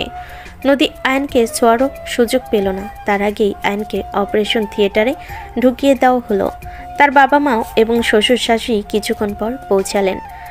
নদী অস্থির হয়ে হাসপাতালের করিডোরে পায়চারি করছে। ঘণ্টাখানেক পর ডাক্তার বের হলেন। ক্লান্ত স্বরে ডাক্তার বলল, অপারেশন সফল হয়েছে, কিন্তু আঘাতটা গুরুতর। বিশেষ করে ডান পায়ে আর মাথায় বেশ আঘাত লেগেছে। আপাতত পেশেন্ট বিপদমুক্ত, কিন্তু তাকে দীর্ঘদিন পর্যবেক্ষণে রাখতে হবে। পায়ের আঘাত সারতে সময় লাগবে। ডাক্তার, ঠিক কতদিন লাগবে? সে কি আবার স্বাভাবিকভাবে হাঁটতে পারবে? আপাতত এই ব্যাপারে কিছু বলা কঠিন। তাকে অনেক দিন বিছানায় থাকতে হতে পারে। এটি একটি দীর্ঘ এবং কঠিন যাত্রা হতে চলেছে। রোগীকে মানসিকভাবে এখন প্রচুর সাপোর্ট দিতে হবে। নদী স্তম্ভিত হয়ে গেল। স্থপতি আয়ন যে কিনা নিজের পায়ে দাঁড়িয়ে উঁচু ইমারত তৈরির স্বপ্ন দেখত, সে আজ বিছানায় শয্যাশায়ী। তার স্বপ্নের রং যেন মুহূর্তেই ফ্যাকাশে হয়ে গেল। পরের দিন থেকে শুরু হলো নদীর চরম সংগ্রাম। আয়নকে কেবিনে স্থানান্তর করা হয়েছে, কিন্তু সে এখন সম্পূর্ণ স্বাভাবিক নয়। সে যখন কিছুটা জ্ঞান ফিরে পেল, তখন চোখ খুলে নদীকে দেখতে চাইল। নদী আয়নের বেডের কাছে একটি চেয়ার টেনে বসে বলল, এখন কেমন আছো আয়ান? কেমন লাগছে তোমার? মাথা আর শরীরে অনেক ব্যথা করছে, অসহ্য যন্ত্রণা। নদী, আমি সহ্য করতে পারছি না। আয়নের কষ্ট দেখে নদীর বুকের ভেতরটা দুমড়ে মুছে গেল। এত সুন্দর সুপুরুষের মতো একটা মানুষ অসহায়ের মতো ব্যথায় কাতরাচ্ছে। নদীর চোখ ভিজে গেল চোখের জলে। নদী আয়নকে বলল, আয়ান, সব ঠিক হয়ে যাবে, দেখো, শুধু একটু সময় লাগবে। কিন্তু আমার বিশ্বাস তুমি একদম আগের মতো সুস্থ, স্বাভাবিক জীবন ফিরে পাবে। তাই যেন হয়। আয়নের কিছু বলতে পারল না। যন্ত্রণায় সে কাবু হয়ে আছে। চোখগুলো তার হয়ে উঠেছে ঝাপসা। নদী এবার মন প্রাণ ঢেলে আয়নকে সুস্থ করতে উঠে পড়ে লাগলো। আয়নকে হাসপাতাল থেকে রিলিজ করে বাড়িতে নিয়ে আসা হয়েছে। নদী যত্ন করে আয়নের কপালে বেজা তোয়ালে বলিয়ে দিচ্ছে, সারা শরীর মুছে দিচ্ছে। আয়ন অসহায়ের মতো নদীর দিকে তাকিয়ে বলল, আমি তোমার জীবনটা নষ্ট করে দিলাম নদী। আমি জানি আমি আর কখনো পুরোপুরি সুস্থ হব না। আমার আর কোনো ভবিষ্যৎ নেই। আমি আর নিজের পায়ে দাঁড়াতে পারবো না। একজন স্থপতি যদি হাঁটতেই না পারে, তার কাজ কি? চুপ করো আয়ান, এমন কথা বলবে না। তুমি কি ভুলে গেছো আমি তোমার সিনিয়র? আর একজন সিনিয়র জানে তার টিম মেম্বার যখন অসুস্থ হয় তখন তাকে একা ছেড়ে যেতে নেই। তুমি আমার টিম, আর আমি তোমার পাশে থাকবো। আমার সেবা করতে গিয়ে তুমি নিজের জীবন, ক্যারিয়ার সব নষ্ট করছো নদী। তোমার জীবনটা আমি শেষ করে দিলাম। কিছুদিন আগেই ব্ল্যাকমেইলারের হাত থেকে মুক্তি পেলে, আর এখন তোমার সামনে এক পঙ্গু স্বামী। তুমি আমাকে ছেড়ে চলে যাও নদী, এখনো সময় আছে। আয়নের কথা নদীর কষ্ট হয়, কিন্তু সে তা আয়নকে বুঝতে দেয় না। তার এখন ধৈর্যচ্যুতি হলে চলবে না। এটা নদীর ধৈর্যের পরীক্ষা। নদীর ভেতরে ম্যাসিওর স্ত্রী ও সিনিয়র অফিসার যে উঠল, সে আয়নকে ধমক দিয়ে দৃঢ়তার সাথে বলল, একদম বাজে কথা বলা বন্ধ করো। তোমার পায়ে আঘাত লেগেছে, তোমার মনে জোরে নয়। তুমি ভুলে যাচ্ছ কেন? আমি একজন ভুক্তভোগীর জীবন দেখেছি। আমি তোমায় ছেড়ে যেতে পারতাম যখন অর্ণব আমার পিছু নিয়েছিল। আমি যাইনি। আর তুমি আজ বিপদে, আর আমি চলে যাব? আমি সেই মেয়ে নই আয়ান, আমি তোমার স্ত্রী। স্ত্রী হয়েছ বলে কি দয়া করছো আমাকে? স্বামী স্ত্রীর সম্পর্ক কোনো দয়ার সম্পর্ক নয় আয়ান। এই সম্পর্ক বোঝাপড়ার সম্পর্ক। আর একটা কথা কান খুলে শোনো, তোমার স্থপতি হওয়ার স্বপ্ন আর আমার শান্ত জীবনের স্বপ্ন সবই আমরা একসাথেই দেখব। তোমার পা নয়, তোমার মাথা আর হাত দুটো এখনো ঠিক আছে। তুমি বিছানায় শুয়ে কাজ করবে। তুমি শুধু সুস্থ হও। তোমার সেবা করার দায়িত্ব এখন আমার। আয়নের চোখে বিস্ময় এবং শ্রদ্ধা ফুটে উঠল। নদীর এই অপ্রতিরোধ্য ভালোবাসা ও মানসিক জোর দেখে তার হতাশা কিছুটা কাটল। আয়ন কোমল স্বরে কৃতজ্ঞতার সাথে বলল, তুমি সত্যি অন্যরকম নদী। আমি তোমার যোগ্য নই। যোগ্যতার বিচার এখন নয়, এখন শুধু সুস্থ হওয়ার পালা। তুমি আমার জীবনের সবচেয়ে বড় সম্পদ আয়ান। এখন শুধু বিশ্রাম নাও, আমি সব সময় তোমার পাশে থাকবো। আয়নের দুর্ঘটনার পর 1 মাস পেরিয়ে গেছে। এখনও আয়নের সারাদিন বিছানায় পড়ে থেকে কাটে। নদীর জীবন এখন পুরোপুরি পরিবর্তিত। একদিকে অফিসের কাজ, অন্যদিকে আয়নের সেবা। যদিও নদী ওয়ার্ক ফ্রম হোম করার ব্যবস্থা করে নিয়েছে, তবু মাঝে মাঝে তাকে অফিসেও ঢু মারতে হয়। রাতের পর রাত জাগা, আয়নের যত্ন, ওষুধ, খাবার আর ক্রমাগত মানসিক চাপ সব কিছু নদী একা সামলাচ্ছে। রাত 11টা। নদী সত্য তার অফিসিয়াল কাজ শেষ করে একটি রিপোর্টে ইমেল করলো। অ্যান্ড শুয়ে আছে, ঘুমন্ত নয়। তার ডান পা প্লাস্টার করা আর মুখের দিকে তাকালে এখনও হতাশার ছাপ স্পষ্ট। নদী ধীরে ধীরে আয়নের পাশে এসে বসে চুলে হাত বুলিয়ে দিতে লাগলো। আয়ন বলল, তুমি কখন ঘুমাবে নদী? তুমি তো গত 1 মাস ধরে ঠিকমতো ঘুমাওনি। তোমার চোখ দুটো দেখলেই বোঝা যায় তুমি কতটা ক্লান্ত। আমি ঠিক আছি, তুমি চিন্তা করো না। আমি তোমার চেয়ে 4 বছরের সিনিয়র, মনে আছে তো? আমার স্ট্যামিনা তোমার চেয়ে বেশি। তাছাড়া আমি ঘুমালে কে তোমার যত্ন নেবে? নার্স, তারা তো শুধু ডিউটি করে। আর আমি তো তোমাকে ভালোবাসি। আমার যত্ন আর তাদের যত্ন যে আকাশ পাতাল তফাৎ আছে আয়ান। এটাই তো আমার সবচেয়ে বড় কষ্ট নদী। তোমার এই ভালোবাসা যত্ন দেখে আমার নিজেকে অপরাধী মনে হচ্ছে। তোমার অফিস কাজ, তার উপর আমার সেবা করা, সব কিছু, তোমার জীবন সব নষ্ট হয়ে যাচ্ছে। তোমার এই কষ্টটা আমার প্রাপ্য নয়। তুমি এসেছো আমার পাশে থাকার জন্য, আর আমি কিনা তোমাকে এভাবে কষ্ট দিচ্ছি।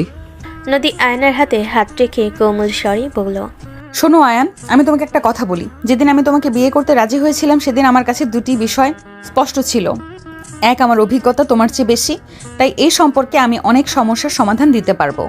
2, যদি কখনো আমি জীবনে বড় কোনো বাধা আসে আমি পিছু হটবো না। এখন তুমি আমার জীবনের সবচেয়ে বড় চ্যালেঞ্জ। আমি চ্যালেঞ্জ নিতে ভালোবাসি, মনে নেই? তুমি শুধু আমার কথায় ভরসা রাখো। তুমি যখন আবার তোমার পায়ে দাঁড়াবে তখন আমরা আবার আমাদের স্বপ্ন পূরণ করব। আমার স্থপতির স্বপ্ন? আমি কি আবার ডিজাইন টেবিলের সামনে বসতে পারবো? আমার পা কি আবারও আমাকে সেই স্বাধীনতা দেবে?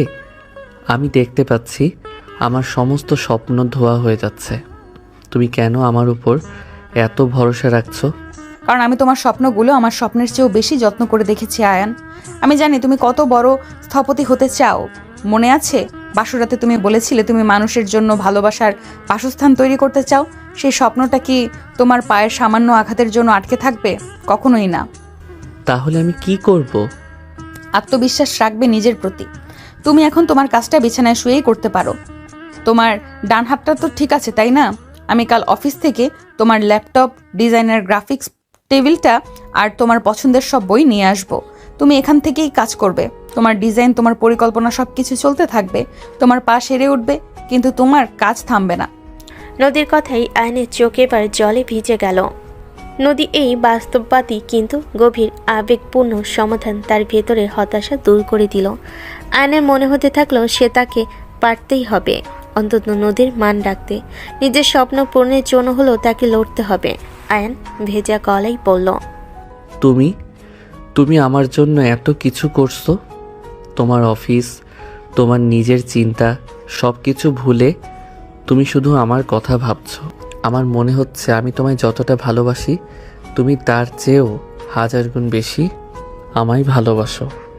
ভালোবাসার তুলনা হয় না আয়ান। আমি শুধু তোমার পাশে আছি, যেমন তুমি আমার ব্ল্যাকমেইলের দুঃস্বপ্ন শেষ করে আমার পাশে দাঁড়িয়েছিলে। এটা কোনো দেনা পাওনা নয়, এটা জীবন। আমাদের জীবনের এই কঠিন সময়ে আমাদের সম্পর্কটা আরও গভীর হচ্ছে। সিনিয়র হিসেবে আমি তোমাকে শুধু একটা কথাই বলতে পারি, এই সময়টা ধৈর্যের, আর আমি তোমার পাশে ধৈর্য নিয়ে অপেক্ষা করব। আয়ন তার দুর্বল হাতটা দিয়ে নদীর হাত টেনে নিজের বুকের উপর রেখে বলল, তুমি শুধু আমার স্ত্রী নও নদী, তুমি আমার শিক্ষক, আমার রক্ষাকর্তা, আমার অনুপ্রেরণা। এই অসুস্থতা আমাকে শিখিয়ে দিল আমার জীবনে তোমার মূল্য কতখানি। আমাদের বয়সের পার্থক্য নিয়ে যে দ্বিধা ছিল তা আজ ভেঙে চুরমার হয়ে গেল। আয়ন নদী আয়নের কপালে আলতো করে চুমু খেয়ে বলল, ভালো লাগছে আয়ান, তুমি আবার সেই স্বপ্ন দেখতে শুরু করেছো। আর এটাই তো আমি চাই। এখন তুমি শুধু চোখ বন্ধ করো, তুমি ঘুমাও, আমিও তোমার পাশে একটু বিশ্রাম নেব। আমরা কাল সকালে আবার নতুন উদ্যমে কাজ শুরু করব। নদী আলতো করে আয়নের পাশে শুয়ে বালিশে মাথা রাখলো। সে চরম ক্লান্ত, পরিশ্রান্ত, কিন্তু তার মন শান্ত। সে জানে এই সংগ্রাম একদিন শেষ হবে আর তাদের সম্পর্ক আরও মজবুত হবে। এরই মাঝে 2 মাস কেটে গেছে। নদীর নিরলস সেবা, মানসিক সমর্থন এবং ডাক্তারের চিকিৎসার কারণে আয়ন এখন ধীরে ধীরে সুস্থতার পথে। তার পায়ের প্লাস্টার কাটা হয়েছে এবং সে এখন ফিজিওথেরাপি শুরু করেছে। তার চেহারায় সেই হতাশা আর নেই। এখন সেখানে সুস্থ হওয়ার সংকল্প এবং নদীর প্রতি কৃতজ্ঞতা। নদী প্রতিদিন আয়নকে ধরে ধরে ফিজিওথেরাপি সেন্টারে নিয়ে যায়। প্রথম দিকে আয়নের খুব কষ্ট হতো, কিন্তু নদীর উৎসাহ তাকে এগিয়ে যেতে সাহায্য করত। আজকে ফিজিওথেরাপিস্ট আয়নকে চেক আপ করছেন। আয়ান সাহেব, আরেকটু চেষ্টা করুন, পাটা আরেকটু তুলুন। খুব ভালো। নদীর মতো স্ত্রী পাওয়া সত্যি ভাগ্যের ব্যাপার। উনি যা করেছেন তা একজন চিকিৎসকের চেয়েও কম নয়। জানি স্যার, উনি শুধু স্ত্রী নন, উনি আমার অনুপ্রেরণা। নদীর এই ভরসায় আমাকে আবার হাঁটার সাহস দিচ্ছে। যতদিন পুরোপুরি ঠিক না হচ্ছেন, চেষ্টা করা কিন্তু থামানো যাবে না। ক্লান্তি আসবে, অবসাদ লাগবে, তাও থেমে থাকা যাবে না। ফিজিওথেরাপিস্ট স্যার ঠিক বলেছেন আয়ান, তুমি হাল ছেড়ো না। তুমি একজন স্থপতি, তোমার কাজ হলো শক্ত ভিত্তি তৈরি করা। আজ তোমার নিজের পায়ের ভিত্তিটা মজবুত করার সময়। যখন আমি বিছানায় পড়েছিলাম, ভেবেছিলাম সব শেষ, তুমি আমার হাতে ল্যাপটপটা দিয়েছিলে, মনে আছে? বলেছিলে তোমার কাজ থামবে না। তোমার সেই কথাগুলোই আমাকে বাঁচিয়ে রেখেছে। আমি বিছানায় শুয়ে শুয়ে অন্তত 3টা নতুন প্রজেক্টের স্কেচ করেছি। দেখো, আমি জানতাম তোমার সেই স্বপ্নগুলোই তোমাকে টেনে তুলবে। এখন চলো, আজ আর নয়, তোমার বিশ্রাম দরকার। বাড়ি, হাসপাতাল, ফিজিওথেরাপি সেন্টার আর কাজ, এরই মাঝে এখন আয়নের জীবন গেঁথে গেছে। আয়নের পুরোপুরি সুস্থ হতে আরও সময় লাগবে। সে ক্রাস নিয়ে হাঁটে। একদিন সন্ধ্যায় আয়ন আর নদী দুজনেই তাদের রুমের বারান্দায় বসে ভবিষ্যৎ পরিকল্পনা করছে। নদী বলল, ডাক্তার বলেছে আর মাস 3 নিয়মিত ফিজিওথেরাপি চললে তুমি আবার পুরোপুরি নিজের পায়ে দাঁড়াতে পারবে। আমি নিশ্চিত তুমি পারবেই। আমি বিশ্বাস করি, তবে এই অসুস্থতা আমাকে জীবনের অনেক কিছু শিখিয়ে দিল। নদী, আমি এখন আর শুধু সফল স্থপতি হতে চাই না, আমি একজন ভালো স্বামীও হতে চাই, যে তার স্ত্রীকে প্রতিটি পদক্ষেপে সমর্থন দেবে।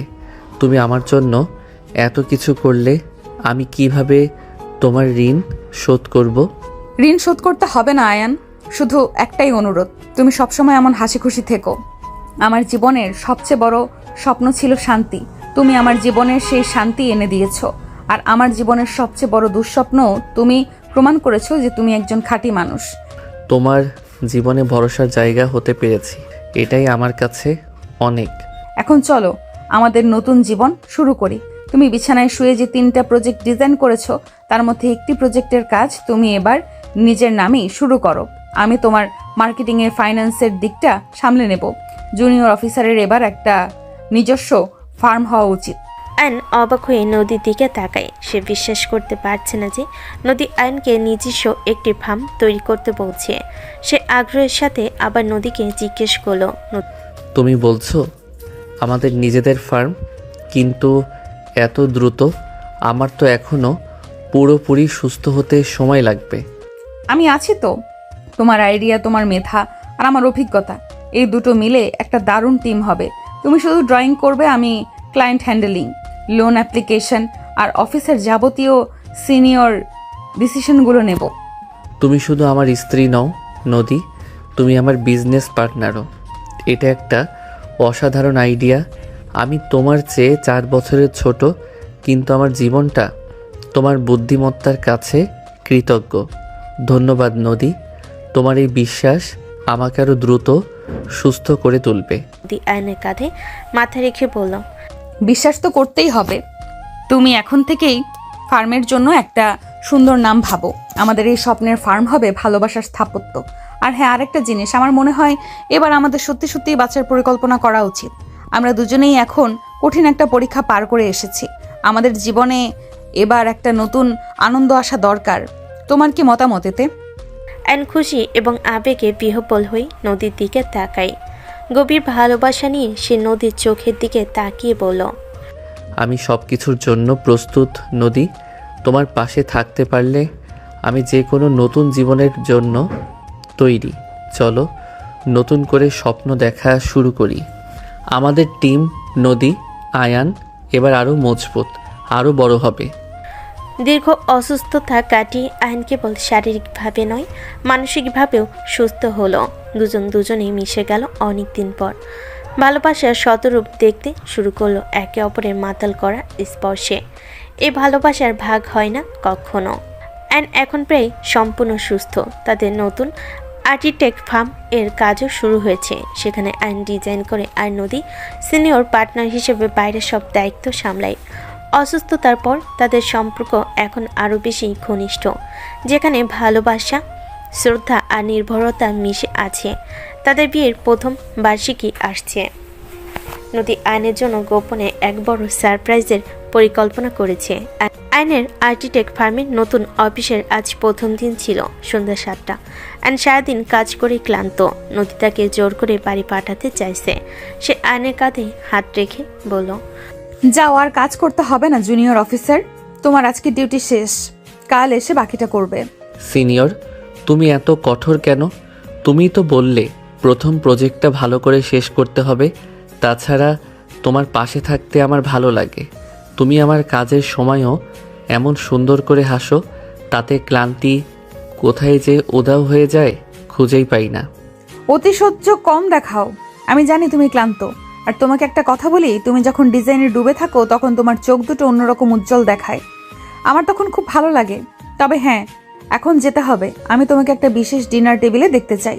নদীর কথাই আইন কৌতূহলী হয়ে উঠল। ভোরকুচকে সে নদীর দিকে তাকিয়ে বলল, বিশেষ ডিনার? কোথায়? আমাদের বাড়িতে নাকি বাইরে? আর আগামীকাল তো আমাদের অ্যানিভার্সারি, আজই কি সারপ্রাইজ দিচ্ছ? না না, আগামীকালের সারপ্রাইজ আগামীকালই পাবে। আজকেরটা সাধারণ ডিনার। কিন্তু হ্যাঁ, সেখানে একটা ছোট্ট আলোচনা সভা হবে। এখন যাও, বাসায় গিয়ে ফ্রেশ হও। আমি ওই ফাইলগুলো গুছিয়ে আসছি। আইন হেসে বাড়ি গেল। সে জানে নদী কিছু লুকাচ্ছে। পরের দিন তাদের বিয়ের প্রথম বার্ষিকী। আইন সারাদিন নদীর জন্য কেনা হীরের লকেটটি নিয়ে খুব নার্ভাস ছিল। সন্ধ্যায় সে যখন তৈরি হয়ে ডাইনিং হলে এলো, সে অবাক হয়ে গেল। ডাইনিং টেবিলটা ফুলে আর ক্যান্ডেলে সাজানো। মৃদু আলোয় বারান্দার পরিবেশটা একদম রোমান্টিক। নদী পড়ে আছে আইনের পছন্দের একটি নীল শাড়ি, যা সে 1 বছর আগে অফিস পার্টিতে পরেছিল। কিন্তু আসল সারপ্রাইজ টেবিলে নয়। আইন মুগ্ধ চোখে চারপাশটা দেখে নদীকে বলল, নদী, তুমি অসাধারণ সাজিয়েছ, কিন্তু আমি কি শুধু তোমার সৌন্দর্য দেখব নাকি এই সব আয়োজনের প্রশংসা করব? এই নীল শাড়িতে তোমাকে দেখে আবার প্রেমে পড়ে যাচ্ছি। থ্যাংক ইউ আয়ান, কিন্তু সারপ্রাইজটা টেবিলে নয়।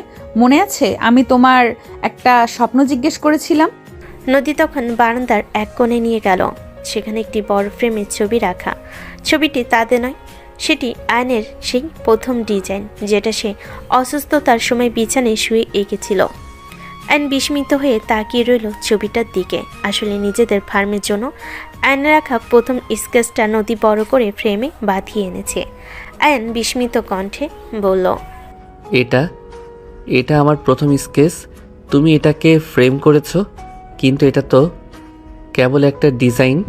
না আয়ান, এটা শুধু ডিজাইন নয়, এটা আমার কাছে তোমার অদম্য মানসিকতার প্রতীক। যখন তুমি বিছানায় শুয়েছিলে তখন তোমার পা থেমেছিল, কিন্তু স্বপ্ন থামেনি। এই ফ্রেম তোমাকে মনে করাবে তুমি কতটা শক্তিশালী। তোমার প্রতি আমার ভালোবাসা এই ছবির মতোই চিরস্থায়ী। অ্যান আবেগে বাকরুদ্ধ হয়ে গেল। সে আলতো করে ফ্রেমটা ছুঁয়ে দেখল। অ্যান ভেজা কণ্ঠে বলল, তুমি সবসময় আমার মনের কথা কিভাবে বুঝতে পারো নদী? তুমি আমার থেকে সিনিয়র, অভিজ্ঞতা বেশি, কিন্তু এই ভালোবাসাটা তুমি এত নিখুঁতভাবে দিতে পারো।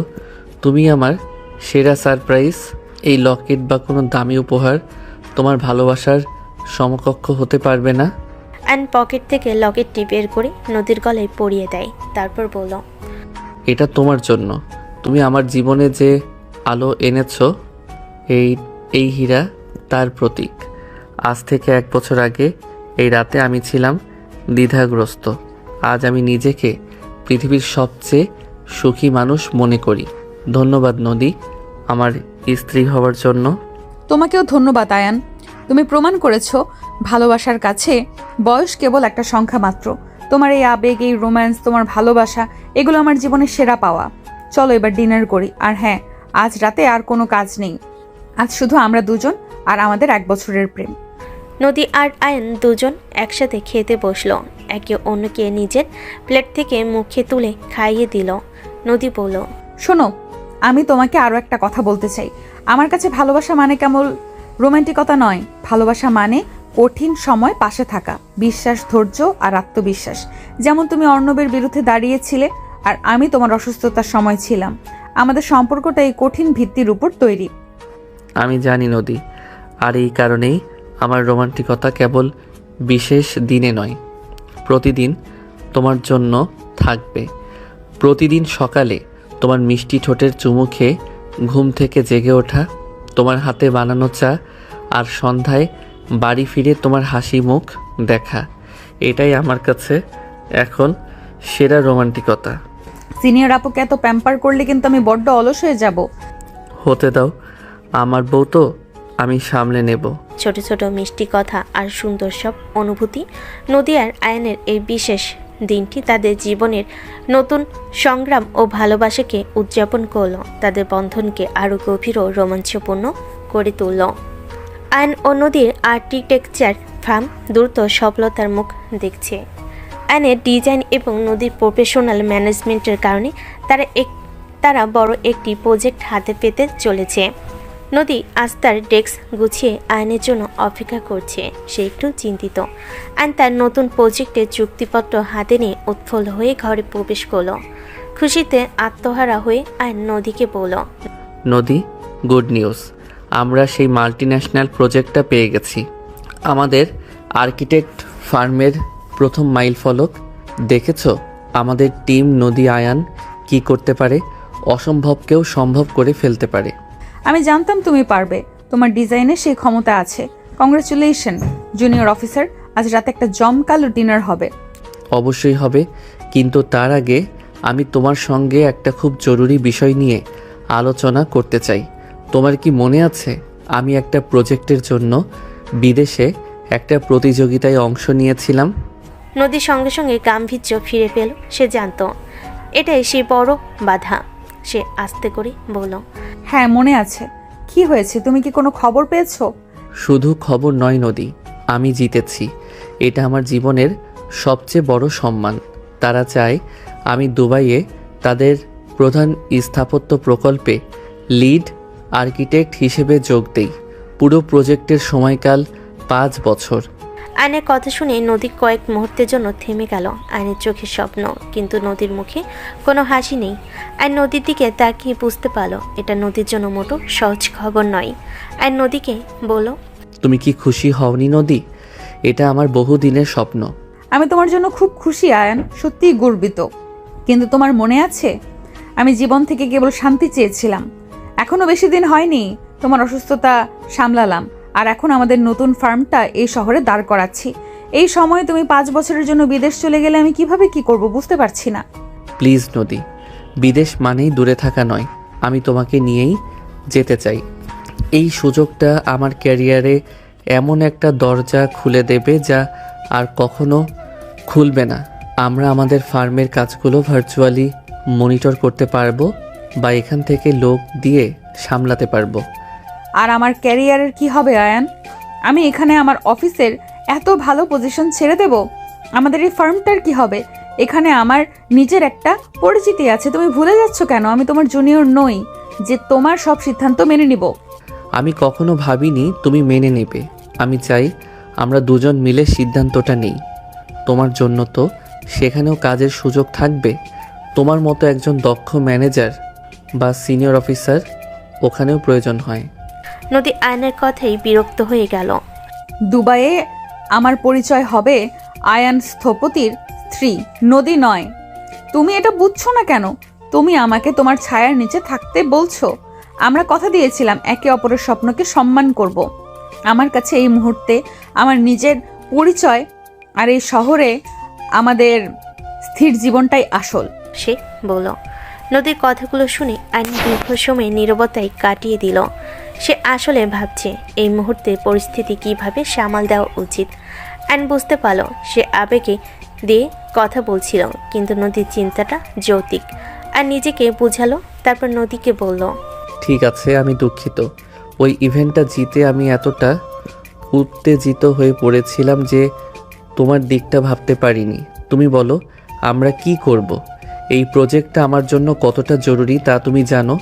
আমার মনে হয় আমরা যদি একটা বছরের জন্যেও সেখানে যাই তবে আমাদের ফিউচারের ভিত্তি আরও মজবুত হবে।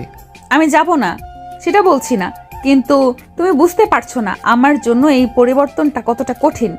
আমার ক্যারিয়ার নষ্ট হবে, আমাদের এই টিমটা ভেঙে যাবে। যদি তোমার যেতেই হয় তবে তোমার আমার একটা শর্ত মেনে নিতে হবে। বলো কি শর্ত? তোমার সব শর্ত আমি মেনে নিতে রাজি। প্রথমত, আমাদের ফার্মের এই প্রজেক্টটা আমি এখান থেকেই দেখব।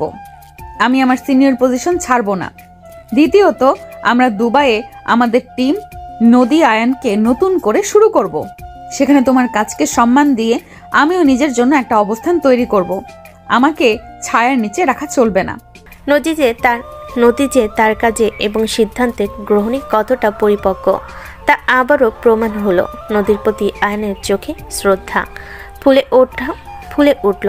সে জানত নদীর এই দৃঢ়তা তার সিনিয়র পরিচয়ের আসল শক্তি। সে নদীকে জড়িয়ে ধরে বলল, তুমি আমার জীবনের শ্রেষ্ঠ উপহার নদী। আমি তোমার সব শর্তে রাজি। আমরা দুবাইয়ে নতুন করে নিজেদের পরিচয় তৈরি করব। আমরা সব বাধা একসঙ্গে পার করব। মনে রেখো, আমাদের সম্পর্কের ভিত ভালোবাসার, স্থান পরিবর্তনের নয়। চলো আমরা দুজনেই এক নতুন চ্যালেঞ্জের জন্য প্রস্তুত হই। আইন ও নদীর দুবাই যাওয়ার সিদ্ধান্ত চূড়ান্ত হয়েছে। নদী তার অফিসে সিনিয়র পদ চায়নি, বরং 1 বছরের লম্বা স্যাবাটিক্যাল ছুটি নিয়েছে এবং সেখান থেকেই তাদের নতুন ফার্মের কাজগুলো ভার্চুয়ালি দেখভাল করবে। তারা এখন তাদের নতুন জীবনের জন্য জিনিসপত্র গুছাচ্ছে। নদী তার পুরনো ডায়েরি এবং অফিসের ফাইলগুলো একটি বক্সে ভরছিল। আইন এসে তার পাশে বসলো। নদীর দিকে তাকিয়ে সে বলল, তুমি কি এখনো দ্বিধায় আছো নদী? আমি জানি তোমার জন্য এই শহর, তোমার পরিচিতি ছেড়ে যাওয়াটা কতটা কষ্টের। তুমি চাইলে আমি এই অফারটা প্রত্যাখ্যান করতে পারি। তোমার শান্তিটাই আমার কাছে আসল। না আয়ান, আমার মধ্যে দ্বিধা নেই। আমি শুধু মনে মনে সেই দিনগুলোর কথা ভাবছিলাম, যখন আমি এই বিয়েতে রাজি ছিলাম না, যখন অর্ণব আমাকে ব্ল্যাকমেল করতো, যখন তুমি হাসপাতালে ছিলে। আমাদের জীবনের প্রতিটি কঠিন মোড়েই তুমি আমাকে পথ দেখিয়েছো। আমি শুধু তোমার পাশে থাকার চেষ্টা করেছি মাত্র। তোমার কি মনে আছে বাসরাতে তুমি আমাকে জিজ্ঞাসা করেছিলে আমি কি তোমার বন্ধু হতে পারবো? আমি সেই বন্ধু হিসেবেই বলছি, আমি চাই না তোমার জীবনের সেরা সুযোগটা আমার জন্য হাতছাড়া হোক। কিন্তু এই 5 বছর আমাদের দুজনের ক্যারিয়ারের জন্য এটা বিশাল এক পরিবর্তন। তুমি বারবার বলেছিলে স্থিতিশীলতা, কিন্তু তোমার এই সিদ্ধান্ত, এই ত্যাগ, এটা প্রমাণ করে তুমি আমার চেয়ে মানুষ হিসেবে অনেক বড়। দেখো, তুমি আবার সেই জুনিয়র সিনিয়র নিয়ে কথা বাড়াচ্ছ। শোনো, আমাদের সম্পর্কটা এখন বয়স দিয়ে মাপা হয় না। আমাদের বন্ধনটা ভালোবাসা, বিশ্বাস আর ত্যাগের। তুমি আমার জন্য যে ত্যাগ করেছো, অর্ণবকে থামিয়ে দিয়ে আমি তার সামান্য অংশও করতে পারিনি। এখন আমি তোমার স্বপ্নের পাশে দাঁড়াবো। আমি শুধু তোমাকে পাশে চাই, কিন্তু তোমাকে থামিয়ে দিতে চাই না, যাতে তোমার নিজস্ব স্বকীয়তা নষ্ট হয়, তোমার পরিচয়, তোমার যোগ্যতা। দুবাইয়ে গিয়ে আমার পরিচয় কেবল আয়নের স্ত্রী হবে না, আমি সেখানেও আমার জায়গা তৈরি করব। তোমার আর্কিটেক্ট ফার্মকে আন্তর্জাতিক স্তরে পরিচিতি এনে দেব। তুমি ডিজাইনে মনোযোগ দিবে, আমি ম্যানেজমেন্টে। এটা আমাদের পরবর্তী প্রজেক্ট। আমি তোমায় ছাড়া এই জীবনে আর কোনো কিছুই কল্পনা করতে পারি না নদী। তুমি শুধু আমার জীবন সঙ্গী নও, তুমি আমার জীবনের শ্রেষ্ঠ সিদ্ধান্ত। আমি প্রতিজ্ঞা করছি দুবাইয়ে আমাদের জীবন আরও সুখী হবে। আমরা দ্রুত আমাদের পরিবারকে আরও বড় করব। আমাদের জীবনে নতুন আনন্দ নিয়ে আসব। আয়নের কথা শুনে নদী আলতো করে আয়নের কাঁধে মাথা রাখলো, তারপর বলল, আমি এই পরিবর্তনের জন্য প্রস্তুত আয়ান। তুমি আমাকে সাহস দিয়েছো। আমার শুধু একটা ভয়, এই নতুন জায়গায় গিয়েও যেন আমাদের মাঝে বোঝাপড়ার অভাব না হয়। আমার সিনিয়র পরিচয়টা যেন তোমার কাছে কখনো বোঝা না হয়। তুমি আমার সিনিয়র নদী, আর আমি তোমার সবচেয়ে বড় গুণমুগ্ধ জুনিয়র। তোমার জ্ঞান আর অভিজ্ঞতা আমার জীবনের সবচেয়ে বড় পুঁজি। আমাদের সম্পর্কের ভিত্তি এতই শক্ত যে কোনো দূরত্ব, কোনো নতুন জায়গা বা কোনো চ্যালেঞ্জই আমাদের মাঝে ফাটল ধরাতে পারবে না। আমরা জীবনের সব বাধা পেরিয়ে এসেছি। আলতো করে নদীর হাত ধরে বলল, চলো এবার আমরা আমাদের বিয়ের দিন তোলা ছবির সেই ফ্রেমটা গুছিয়ে ফেলি। সেটাকে আমরা আমাদের নতুন বাড়িতে প্রথম টাঙাবো, কারণ সেই রাত থেকে আমাদের নতুন জীবন শুরু হয়েছিল, যেখানে সব দ্বিধা কেটে গিয়েছিল। হ্যাঁ চলো, আর শোনো, তুমি তোমার সব স্বপ্ন পূরণ করো। আমি তোমার পাশে আছি। সিনিয়র আপু যখন বউ, এই সম্পর্কের অর্থ আমাদের এই ত্যাগ, এই বোঝাপড়া আর এই ভালোবাসা দিয়ে নতুন করে প্রতিফলিত হবে। আমরা ভালো থাকবো আয়ান। আমরা দুজন টিম, নদী আয়ান। আয়ন ও নদী তাদের পুরনো জিনিসপত্রের মাঝে নতুন জীবনের স্বপ্ন দেখতে শুরু করলো। সব চ্যালেঞ্জ পেরিয়ে তারা একে অপরের সমর্থনে এক নতুন ও সুখী ভবিষ্যতের দিকে পা বাড়ালো। আয়ন ও নদীর দুবাই যাত্রার প্রস্তুতির মাঝে দুই পরিবার একসাথে একটি পারিবারিক মিলন মেলার আয়োজন করেছে, যেন আয়ন আর নদীর সাথে যাওয়ার আগে সব আত্মীয় স্বজনদের দেখা হয়। এই অনুষ্ঠানে আয়নের এক ফুফাতো বোন সামিয়াও যোগ দেন, যে দীর্ঘকাল ধরে আয়নকে মনে মনে ভালোবাসে। নদী ও আয়ন হাসি মুখে পরিবারের সঙ্গে কথা বলছে। সামিয়া ঘরে প্রবেশ করলো এবং একদম আয়নের কাজ ঘেঁষে গায়ে গা লাগিয়ে দেওয়ালো, যা নদীর চোখে অস্বস্তি তৈরি করলো। নদীকে উপেক্ষা করে সামিয়া আয়নের হাত ধরে খুব ঘনিষ্ঠ হয়ে আহ্লাদি গলেই বলল, আয়ান, ফাইনালে দেখা হলো। তুমি তো বিয়ে করে উধাও হয়ে গেলে। আমাকে তো একটাবারও জানাওনি যে বিয়ে করছো। কেমন আছো বলো? বিয়েটা করার আগে যদি একটাবার জানাতে, তোমার জন্য আমার কত প্ল্যান ছিল, সব বেচতে গেল। আরে সামিয়া, কতদিন পর, তোর জন্য তো এই অপেক্ষাটা ছিল না। জানিস তো এখন তো সব ব্যস্ততা নদীকে নিয়ে। ভালো আছি, তুই কেমন আছিস? সামিয়া এক ঝলক নদীর দিকে তাকালো, হাসিটা তার চোখে পৌঁছালো না। নদীর দিকে সামান্য মনোযোগ দিয়ে সে বলল, ও হাই নদী আপু, তোমরা আমাদের ছেড়ে দুবাই চলে যাচ্ছ? শুনে খুব খারাপ লাগছে। আয়নের এই শহর থেকে নিয়ে যাচ্ছ, ওকে খুব মিস করব। তোমাকেও করব, তবে খুব কম। যাকগে, তুমি তো সিনিয়র, জীবনের কঠিন সিদ্ধান্তগুলো তোমরাই ভালো বোঝো। শুধু আয়ান আমাকে বুঝলো না। দেশের বাইরে ছিলাম আর এই সুযোগে টপ করে সিনিয়র তোমাকে বিয়ে করে ফেললো। নদী কানে স্নেহ শব্দটি কাটার মতো বাজলো। সে বুঝতে পারল সামিয়ার উদ্দেশ্য ভালো নয়, তাই সে সামিয়াকে শান্ত এবং আত্মবিশ্বাসী স্বরে বলল, ধন্যবাদ সামিয়া। জীবনের কঠিন সিদ্ধান্তগুলো দুজন মিলেই নেই। আর আর তোমার ভাইয়ের ক্যারিয়ারের জন্য এটা জরুরি। আর হ্যাঁ, এখানে সিনিয়র বা জুনিয়র নয়, আমরা স্বামী স্ত্রী। আমি তো জানি নদী আপু, তবে আমি বলছিলাম কি, আয়ন আর আমি সমবয়সী কিনা। আয়ন আগে অনেক কিছুই বুঝতো না, সেসব আমি তাকে বুঝিয়ে দিতাম। সে একটু লাজুক ছিল তো। আমার মনে আছে একবার স্কুলে একটা প্রজেক্টে আয়নকে মারাত্মক ভুলটাইনা করেছিল। আমি ওকে পুরো রাত ধরে বুঝিয়ে শিখিয়ে প্রজেক্ট কমপ্লিট করেছিলাম। সেই সময়গুলো আমি ওর কতটা পাশে ছিলাম। সামিয়া ইচ্ছে করেই এমনভাবে কথাগুলো বলল যাতে নদীর প্রতি তার ঈর্ষা প্রকাশ পায়।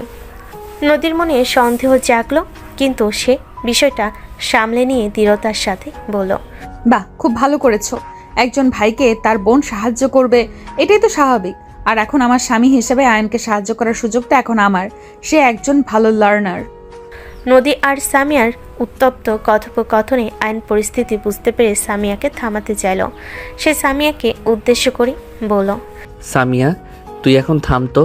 এসব পুরনো কথা কেন তুলছিস? চল, মা তোকে ডাকছেন। তোর প্রিয় ডিশটা হয়েছে। ঠিক আছে, চলছি। তবে আমাকে একেবারে আড়ালে তো প্রজেক্টগুলো দেখাতে হবে। তোর নতুন কাজের স্টাইল দেখতে খুব ইচ্ছে করে।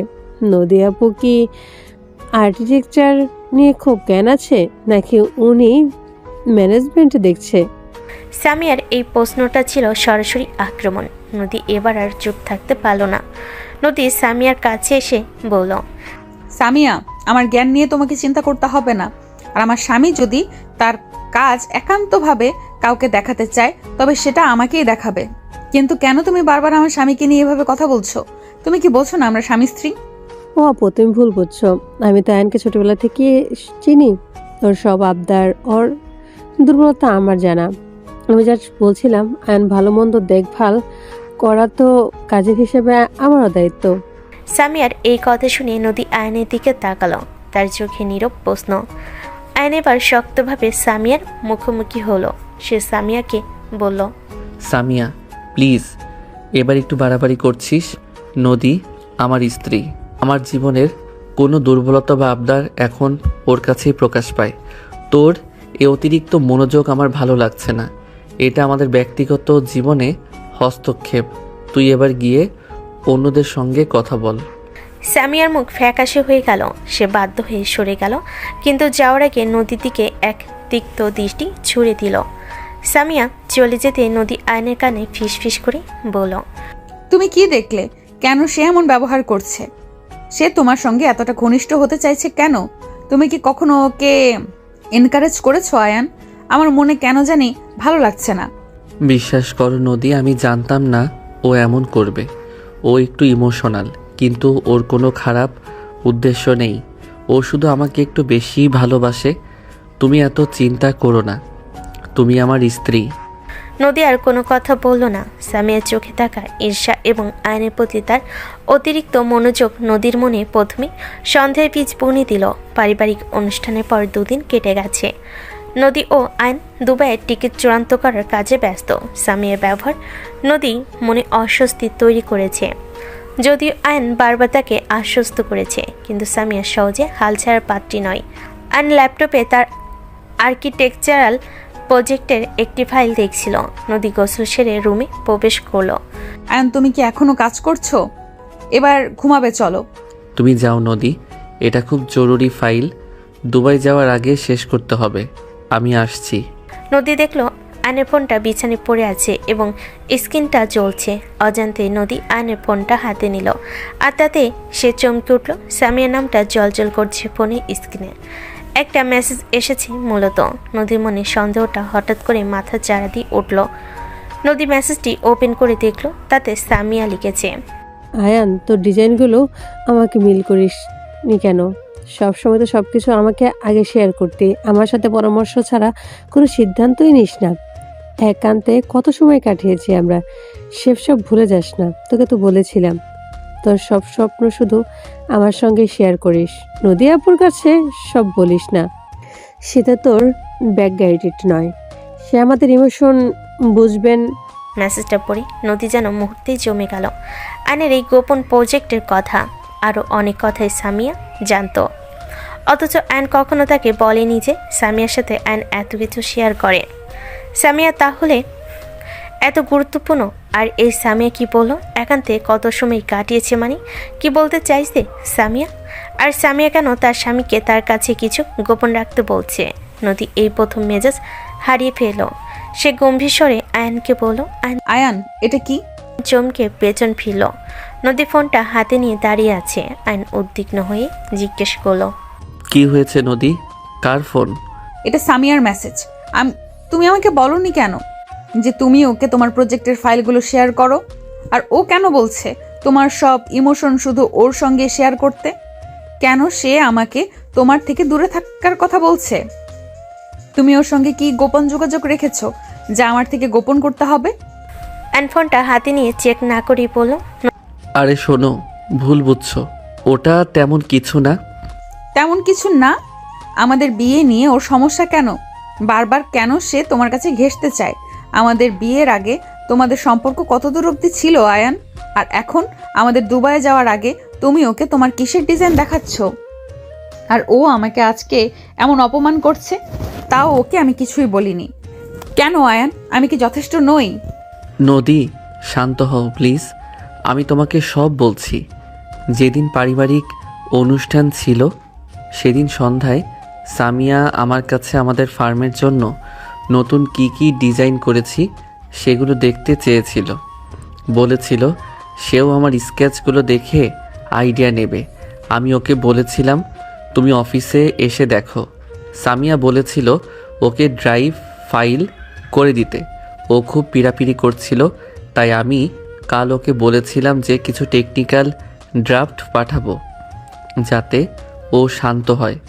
আমাদের শৈশবের খুব ঘনিষ্ঠ সম্পর্ক, একসাথে বড় হয়েছি, একই সাবজেক্টে পড়েছি, তাই ও একটু বেশি অধিকার বোধ দেখায়। অধিকার বোধ? না আয়ান, এটা অধিকার বোধ নয়, এটা ঈর্ষা। সে তোমাকে ভালোবাসে, এটা কি তুমি কখনো বোঝোনি? আর তুমি ওকে সেই সুযোগটাই দিচ্ছ যেন ও আমাদের মধ্যে ঢুকতে পারে। তুমি কেন ওকে তোমার থেকে দূরে থাকতে বলছো না? তুমি ভুলে যাচ্ছ আমি তোমার স্ত্রী। তুমি নিজেই বলেছিলে সব সিদ্ধান্ত দুজন মিলে নেব। তুমি কেন ওকে আমার ম্যানেজমেন্ট বা আমার অনুভূতি নিয়ে বাজে কথা বলার সুযোগ দিচ্ছ? আর ও কেন বলছে যে তোমরা দুজন ঘনিষ্ঠ সময় কাটিয়েছো? এগুলো কি ধরনের, কি চলছে তোমাদের মধ্যে? ঘনিষ্ঠ সম্পর্ক? কি বলছো এসব? আমি ওকে শুধুই বন্ধু আর বোনের চোখে দেখি। এখানে ঘনিষ্ঠতা আসবে কোথা থেকে? তুমি সামিয়ার পাঠানো মেসেজটা পড়ো, তাহলেই বুঝবে। ওদের কথা শুনে আয়ন তার ফোনে কিছুক্ষণ আগে সামিয়া পাঠানো মেসেজটা পড়ল। আয়ন আশ্চর্য হয়ে গেল। মেসেজটা পড়ে সে সামিয়া এমন কিছু লিখতে পারে, আর তার প্রচণ্ড রাগ উঠে গেল। কিন্তু এখন রাগ দেখানোর সময় নয়, আগে নদীকে সামলাতে হবে। আয়ন বলল, নদী, আই অ্যাম সরি। আমি বুঝতে পারছি না তোমাকে কি বলবো, তবে আমি এটা বুঝতে পারছি যে তুমি কি ভাবছো। কিন্তু বিশ্বাস করো নদী, আমি ওকে কখনো সামিয়াকে আমার কোনো দুর্বলতার সুযোগ নিতে দেইনি। বন্ধু বা বোন হিসেবে ওর জন্য যতটুকু প্রয়োজন মনে হয়েছে করেছি। আমার সব ভালোবাসা, সব স্বপ্ন শুধু তোমাকে ঘিরেই। তোমার কথাগুলো আমার কাছে সবসময়ই সবার উপরে। যদি তাই হতো তবে ও এ সাহস পেত না। যখন তুমি হসপিটালে ছিলে তখন আমি একা সব সামলেছি। আমার অতীত নিয়ে তোমার কোনো দ্বিধা ছিল না। আর আজ তোমার কাজিনের জন্য তুমি আমার বিশ্বাসে ফাটল ধরাচ্ছ। তোমার কি মনে হচ্ছে না যে তুমি নিজেকে একজন দুর্বল মানুষ হিসেবে প্রমাণ করছো, যে কঠিন পরিস্থিতিতে পরিবারের একজনকে শক্ত কথা বলতে পারে না? আমাকে দুর্বল বলবে না নদী। আমি অর্ণবকে তোমার জীবন থেকে তাড়িয়েছি। আমার দুর্বলতার সুযোগ নিয়ে তুমি আমাকে এভাবে অপমান করতে পারো না। আমি সামিয়ার ষড়যন্ত্র বুঝতে পারছি। আমি কালই ওকে ফোন করে এই বিষয়ে ফাইনাল কথাবার্তা বলবো। শুধু ফোন করে ওকে শাসালেই হবে না। তুমি প্রমাণ করো তোমার কাছে তোমার স্ত্রী সবার আগে। তুমি প্রমাণ করো তোমার কোনো দুর্বলতা নেই। এটা ভুল বোঝাবুঝি। এই ভুল বোঝাবুঝিটা যেন সত্যি না হয়, তুমি নিজেই সেটা সবার সামনে স্পষ্ট করো। নদীর এই ক্রোধ ও অভিমান আয়নকে হতবাক করে দিল। সামিয়া সামান্য চাল আজ তাদের সম্পর্কের ভিত্তিকে নাড়িয়ে দিয়েছে। আয়ন বুঝতে পারল শুধু ফোন করে নয়, এবার তাকে কঠিন সিদ্ধান্ত নিতে হবে। পরের দিন সকাল সকাল আয়ন সোজা চলে গেল সামিয়াদের বাড়িতে। সামিয়ার পরিবারের সবাই তখন বাড়িতে ছিল।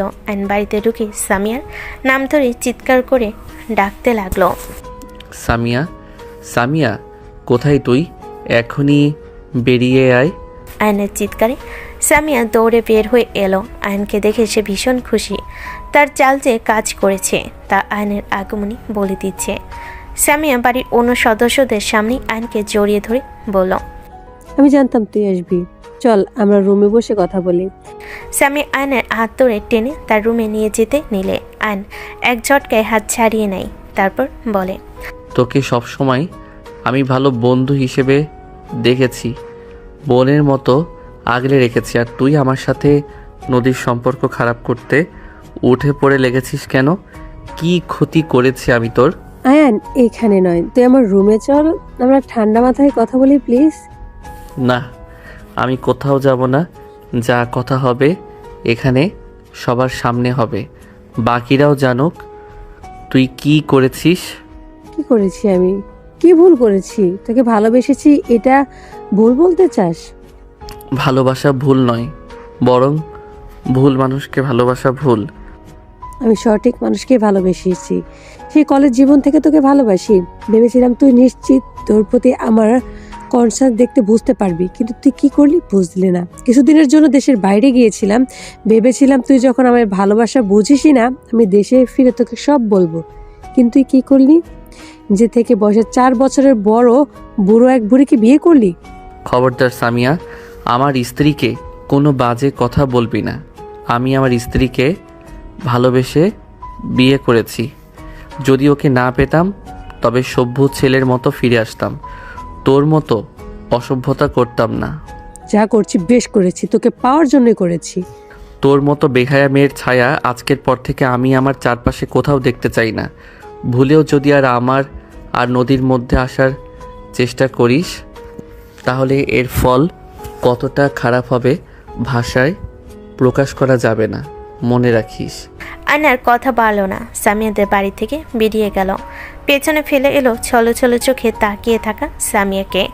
নিজেদের মাঝে হওয়া ভুল বোঝাবুঝি মিটিয়ে নিয়েছে আয়নার নদী। সময় মতো নির্দিষ্ট দিনে নির্দিষ্ট ফ্লাইটে তারা দেশের মাটি ছেড়ে পাড়ি জমিয়েছে ঝকঝকে তকতকে দুবাইয়ে। দুবাইয়ের ঝলমলে আকাশচুম্বী অট্টালিকার ভিড়ে এক ঝলমলে সন্ধ্যায় নদী ও আয়ন তাদের নতুন ফ্ল্যাটের বারান্দায় বসে আছে। তাদের চারপাশে এখন অন্যরকম ব্যস্ততা, অন্যরকম শান্তি, নতুন জীবন পুরোপুরি স্থিতিশীল। আয়ন তখন তার স্বপ্নের প্রজেক্টে লিড আর্কিটেক্ট হিসাবে কর্মরত, আর নদী তার সিনিয়র ম্যানেজমেন্টের অভিজ্ঞতা কাজে লাগিয়ে তাদের ফার্মের আন্তর্জাতিক ক্লায়েন্টদের দেখভাল করে। তাদের দুজনের হাতেই চায়ের মগ আর মুখে তৃপ্তির হাসি। আইন বারান্দা থেকে যতদূর চোখ যায় তাকিয়ে দেখলো, তারপর বলল, এই পুরো শহরটা দেখছো নদী? আমার মনে হয় যেন আমাদের এই নতুন জীবনটাও এই শহরটার মতোই উঁচু আর আকাশ ছোঁয়া। আমি কখনো ভাবিনি তোমার মতো একজন সঙ্গী পেলে জীবন এতটা সুন্দর হতে পারে। নদী আয়নের কাঁধে মাথা রেখে বলল, স্বপ্ন তো তুমিই দেখিয়েছো আয়ান। তুমি না থাকলে আমি হয়তো এখনো সেই পুরনো শহরে সেই পুরনো ভয়ের মধ্যে আটকে থাকতাম। এই স্থিতিশীলতার শান্তি সবকিছুই তোমার জন্য। তুমি আমাকে শিখিয়েছো সিনিয়র মানে শুধু বয়স নয়, সিনিয়র মানে অভিজ্ঞতা, ধৈর্য আর মানসিক জোর। তুমি আমার জীবনের সেই সব কঠিন মুহূর্তে পাশে ছিলে যখন আমি পঙ্গুত্বের ভয় পাচ্ছিলাম, আর আজ তুমি আমার স্বপ্নের ফার্মের আন্তর্জাতিক দিকটা দেখছো। আর তুমি আমাকে শিখিয়েছো জুনিয়র হলেও ভালোবাসার আত্মবিশ্বাসের জোরে সমস্ত চ্যালেঞ্জ মোকাবেলা করা যায়। তাই তো আজ এই বারান্দায় বসে আমরা একসঙ্গে ভবিষ্যতের কথা বলছি। আমাদের সম্পর্কটা একটা বাড়ি নদী, যার ভিত্তি তৈরি হয়েছে বিশ্বাস আর সহানুভূতির ইট দিয়ে। আমরা দুজন এই বাড়ির স্থপতি। নদী হঠাৎ আয়নের হাত ধরে তার চোখে এক অন্যরকম আনন্দ। নদী একটা ভালো সংবাদ দিতে চায় আয়নকে, কিন্তু কিভাবে বলবে বুঝতে পারছে না। তার লজ্জাও লাগছে, কিন্তু আয়নকে না বলে থাকতেও পারছে না। সবশেষে মনে সাহস সঞ্চয় করে সে আয়নকে বলল, শোনো, আমি তোমাকে আরও একটা কথা বলতে চাই। আমি এখানে এসে ডাক্তারের সঙ্গে কথা বলেছি, আর আমাদের সব রিপোর্ট ভালো এসেছে। আমার মনে হয় আমার জীবনে এবার আরও বড় একজন সদস্যকে স্বাগতম জানানোর সময় ঘনিয়ে এসেছে। আয়নের চোখ মুহূর্তের মধ্যেই উত্তেজনা এবং আনন্দে খেলে গেল। আয়নও উঠে দাঁড়িয়ে আবেগে নদীকে জড়িয়ে ধরে বলল, তুমি সত্যি বলছো নদী? আমরা বাবা মা হচ্ছি? ওফ নদী, এটা আমার জীবনের সেরা উপহার, সেরা খবর। হ্যাঁ আয়ান, আমাদের টিম নদী আয়ান এবার 3 জনের হতে চলেছে। আমাদের সন্তান যখন বড় হবে তাকে আমরা শোনাবো কিভাবে তার সিনিয়র মা আর জুনিয়র বাবা সব বাধা পেরিয়ে এক সুখী সংসার গড়ে তুলেছে। আয়ন আলতো করে নদীর কপালে চুমু খেলো, তার ঠোঁটে সেই দিনই দৃঢ়তা আর চোখে আজকের প্রেম। আয়ন বলল, আমি প্রস্তুত নদী, তোমার পাশে বসতে পারলে আমি যে কোনো নতুন জীবনের জন্য প্রস্তুত। আমাদের ভালোবাসা প্রমাণ করেছে সিনিয়র আপু যখন বউ হয় তখন সেই সম্পর্ক কেবল বয়সের ফ্রেমে নয়, অভিজ্ঞতার শক্তিতেই টিকে থাকে। আয়ন আর নদী দুজন একসঙ্গে দিগন্তের দিকে তাকিয়ে হাসলো। তাদের জীবনে আর কোনো ভয় নেই, শুধু আছে এক নতুন জীবনের আগমনের আনন্দ আর ভালোবাসার অঙ্গীকার।